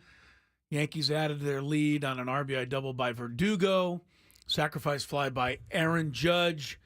Tanner Bybee, the Guardians starters, already out of this game after an inning and a third. So the Guardians basically going bullpen the rest of the way. Garrett Cole trying to get out of a little jam here in the third because there's 2 on, 2 out. For really the only threat that I see in the Guardians lineup, Jose Ramirez. I just don't understand. And he hit one pretty well, but not enough. I don't understand. Out of the inning. I don't understand how you watch the playoffs and don't think to yourself, man, we should just develop some starters. Like, we should just develop some guys that can just go deep. I don't know anybody. I mean, Darvish did it twice. I mean, who else is doing it? I mean, Zach Wheeler pitched a pretty good 7-inning ball game against, I think it was the Mets. I don't know. I mean, everybody's out of the game in the second or third inning now. Crazy to me, but yeah, it's what they're doing. And, I mean, the Dodgers might win the World Series this year with a legit 2 starting pitchers. Because, I mean, really, Buehler, they're kind of rolling the dice. At least Flaherty and Yamamoto, but that's it. And that could be enough to win it all. Yeah, I don't know. Things are different than the way they used to be. We got a question on the chat what from you got? Carl. Do What's we up, think Carl? Morihone is going to become a starter? That's for Tony. I wouldn't think so. He's had so many issues. This was his first healthy season where he didn't miss any time. Had a great year. I don't know that you want to change him to a starter now, considering he hasn't been able to make it through a season as a starter. I think the last time he was started, he had Tommy John. I think you're right. 2020, 2021? 2021. So, who needs starters anymore? We just talked about it. Morihone pitched a career-high 63 innings this year. Yeah. 2.7, well, let me see. ERA? Yep. 2.83. Very good. 1.3 WAR. Morihone. One of Chris's favorite stat lines. That's the true measure of a baseball player. No The joke. WAR. Chris in the break during the show just started talking to himself.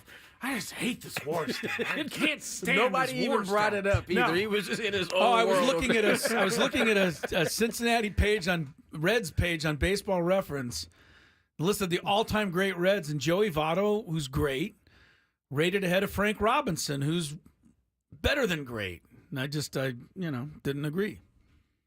This WAR is what I heard. Stupid WAR. Go ahead. I mean, there's people that, it's just, never mind. I don't like it. I like how when he doesn't like something, you can hear his papers shuffling in like a million different directions. Well, you don't even have a piece of paper. When's the last time you had a piece of paper? He went digital. Got the notebook there.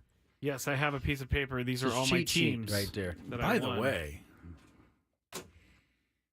who has the messiest handwriting of the three? Oh gosh, it might be me. Might be. Oh, is it you? I got pretty messy handwriting. I got really Skraby's messy a handwriting. disaster over there.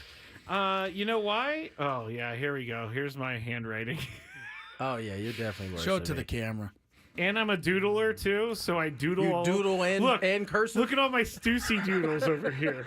Stussy. I haven't heard of that in so long. Oh, I made the Jester Stussy. Yeah, I saw Stussy. it. I saw that. Anyway. All right, we need to get to traffic, I believe. Yes, and then Matt Snyder. And then our interview with Matt Snyder, which was actually one good piece of journalism that we did today.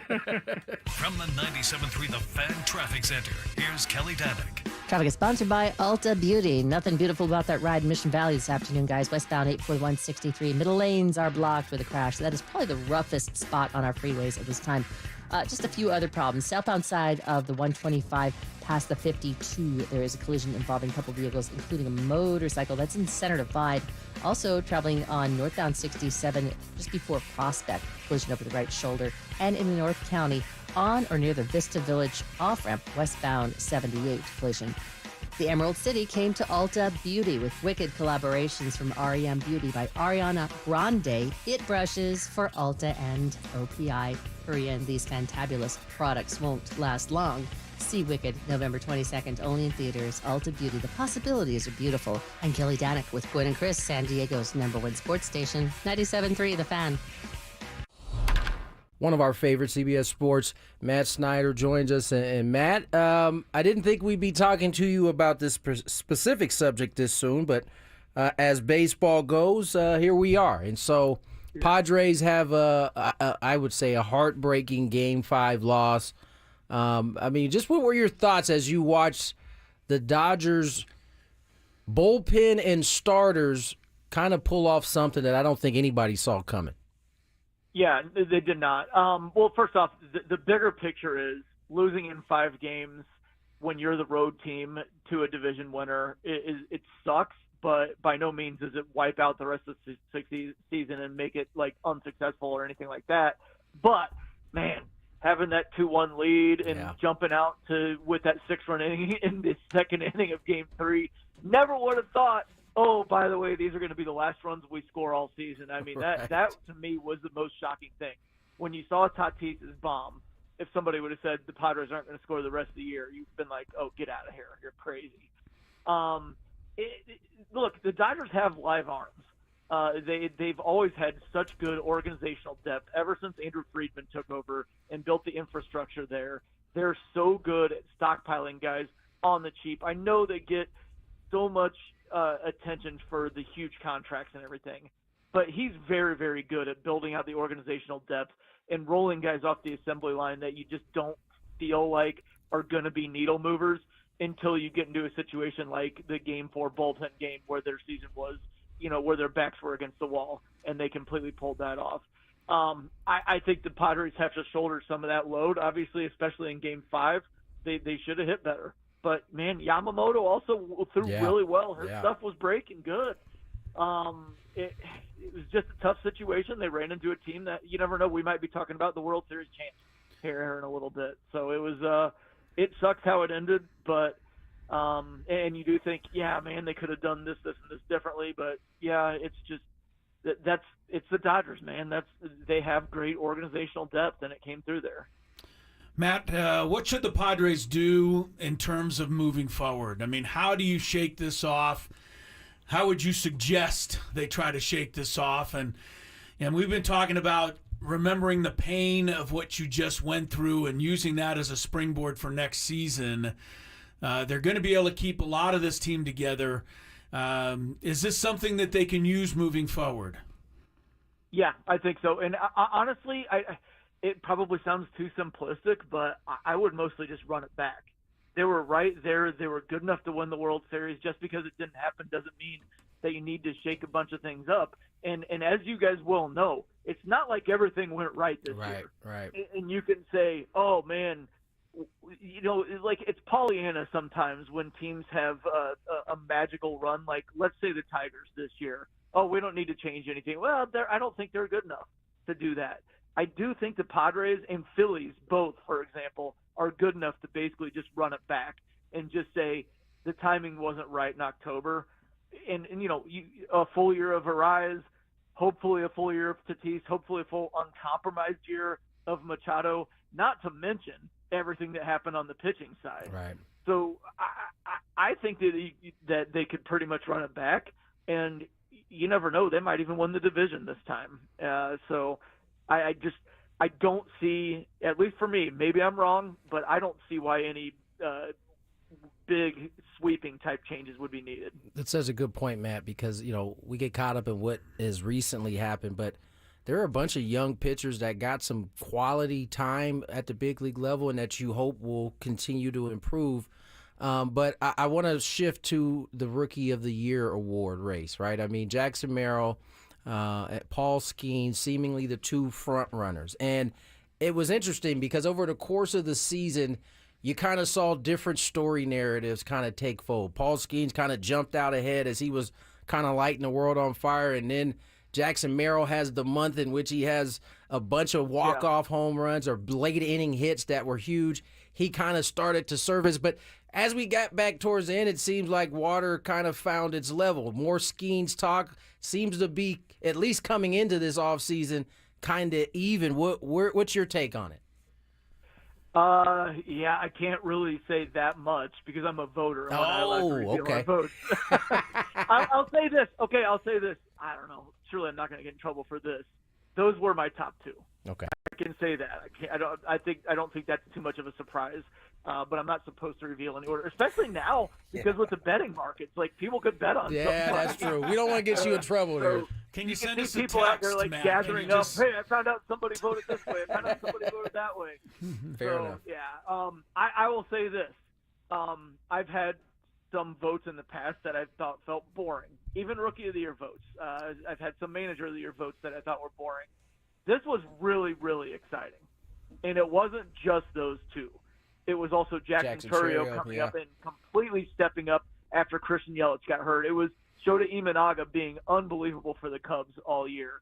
And that's not even getting into the likes of like Mason Wynn and on down. There were several guys that I had to do a double take on. Like, whoa, wait, he was a rookie too? Now there's no room for him on my 3 votes, but it's because in other years he probably would have been a top 3 candidate, but this year there were just some serious studs at the top of the ballot. Yeah, rookies aren't rookies anymore, man. These guys come, they're ready to play. Matt Snyder is our guest here from CBS Sports. And speaking of awards, the Padres will be shut out of the Gold Glove Awards this year. Doesn't break my heart, but what does break my heart is that once again Manny Machado completely gets overlooked, doesn't even make it as a finalist at third base. Yeah. I don't know what he has to do. I guess maybe he makes it look too easy.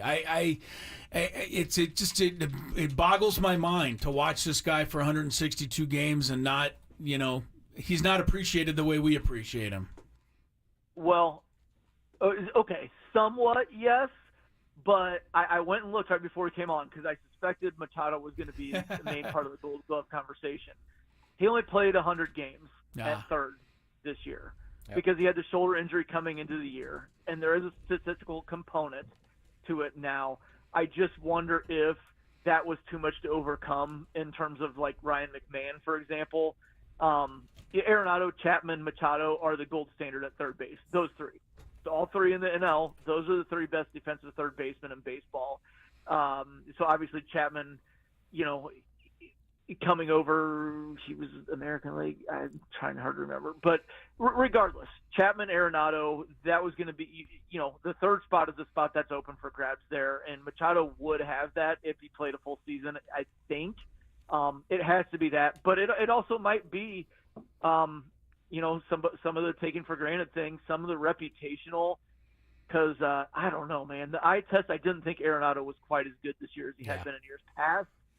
But again, he played the full season. Machado didn't at third, so maybe that was some of that there. Definitely matters. 4 teams remaining: ALCS, NLCS. You got the Dodgers and Mets tied up at 1. You got the Yankees 1-0 over the Guardians. They play Game 2 here tonight. How big for Major League Baseball would it be to have the 2 dream childs in there, right? The Yankees and the Dodgers facing off in the World Series. Would that be a big deal for Major League Baseball, you think? As big as gigantic. At least we're making it? Absolutely gigantic. Okay. All right. Yeah, I mean, it's monstrous. Like, I don't think that it would be too big of a step down as long as the Yankees won. Sorry, Cleveland Guardians fans, if there are any in San Diego. I don't think it would be too big of a step down if it was a Subway Series because the Mets are a huge, huge deal, and it's New York, and it's the biggest media market. But the New York, LA, not only do you get both coasts in there, but, I mean, the Dodgers have Shohei Ohtani, so you're going crazy internationally there. Yeah. And to do the Ohtani versus Judge in the World Series, I would say heading into the season, and obviously nobody would admit that, but Major League Baseball if they had their wits about them, especially after, the Diamondbacks were in the World Series last year. I mean, 84 was kind of needed something a little bigger this time. I think Truth Serum and Rob Manfred, he would say, yeah, we would love Yankees-Dodgers. So I think that would have been the number one matchup heading into the year. Yeah. Just so you understand, the people in San Diego are not crazy or anything, but if we get any more texts about how the series was fixed against the Dodgers, both Tony and I are going to, punt the season. Padre fans are convinced. Some of them are convinced that the Dodgers were given a pass through, and we can't seem to explain it to them. Hold on here. I'm about to make your life worse, probably. Manny Machado looked like he got both of those deep fly balls. Maybe they were switching the balls out and giving the dead ones. We've definitely heard that one. We definitely have heard that one before, for sure. Oh, We've even been that has even been brought to our attention somehow. Again, my question would be, if they could do that, where were they in the Diamondbacks making it last year? No kid. Yeah, they were sleeping last year, but this year they decided to fix it. Yeah, it was a wake-up call. Oh, you can't believe it, the stuff we've heard the last few days. Matt, I got one last thing, and maybe it's sour grapes because the Dodgers beat the Padres with a bullpen game, but is baseball any closer to doing something to get the starting pitcher back into the game more, and is it important that they do so? I mean, we heard something about it earlier this season, something about how there would be a minimum innings requirement, obviously accepting injuries. So if a pitcher gets injured, then I think you would have to put him on the injured list. Right. I just don't know how that would work. I want to see the starting pitcher be more of a main character. I hate bullpen games. I hate the opener and then having a guy who gets linked after him because the length is usually only like 3 or maybe 4 innings. It just doesn't feel right. And I mean, I hate feeling like an old man, like, well, back in my day, they used to go 7 or 8, but they did. And that was way more cool. We've got some main character types in the postseason now, but even Garrett Cole, it kind of feels like once it gets to the 6th inning, you're like, all right, when's the bullpen taking over?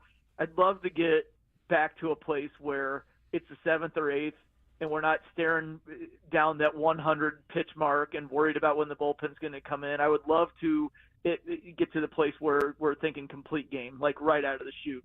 Yeah. He gets 1, 2, 3 in the first and second and you're thinking complete game. I would love that. I just don't know how it works with all these arm injuries nowadays that start when the kids are so young. All the doctors I've talked to, it's overuse at a young age.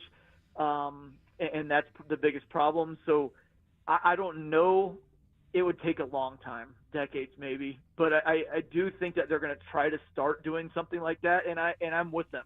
Yeah. I like it. I think the starting pitcher should be a main character. It's incumbent upon the teams to start teaching that at the lower levels before we even get to this point here that we're talking about it. Matt, as always, man, we appreciate catching up with you. Obviously, things will slow down here a little bit, but hopefully we have an exciting off season to keep bringing you back, hopefully. Man. Yeah, no doubt. Thanks again, good. Matt. Thanks, Matt. All right.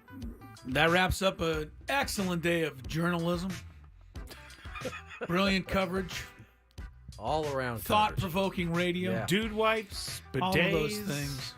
We hit it all today. Oh. I would, if I was you, I'd just re-listen to that entire show again. You'll enjoy it. Guarantee. You will. Either that or you stay tuned for the Skraby Chronicles, which are next. He'll keep you up to date on the Yankees and the Guards. Good luck the next hour. We'll be back tomorrow at 2 o'clock if they let us. Have a good night, everyone.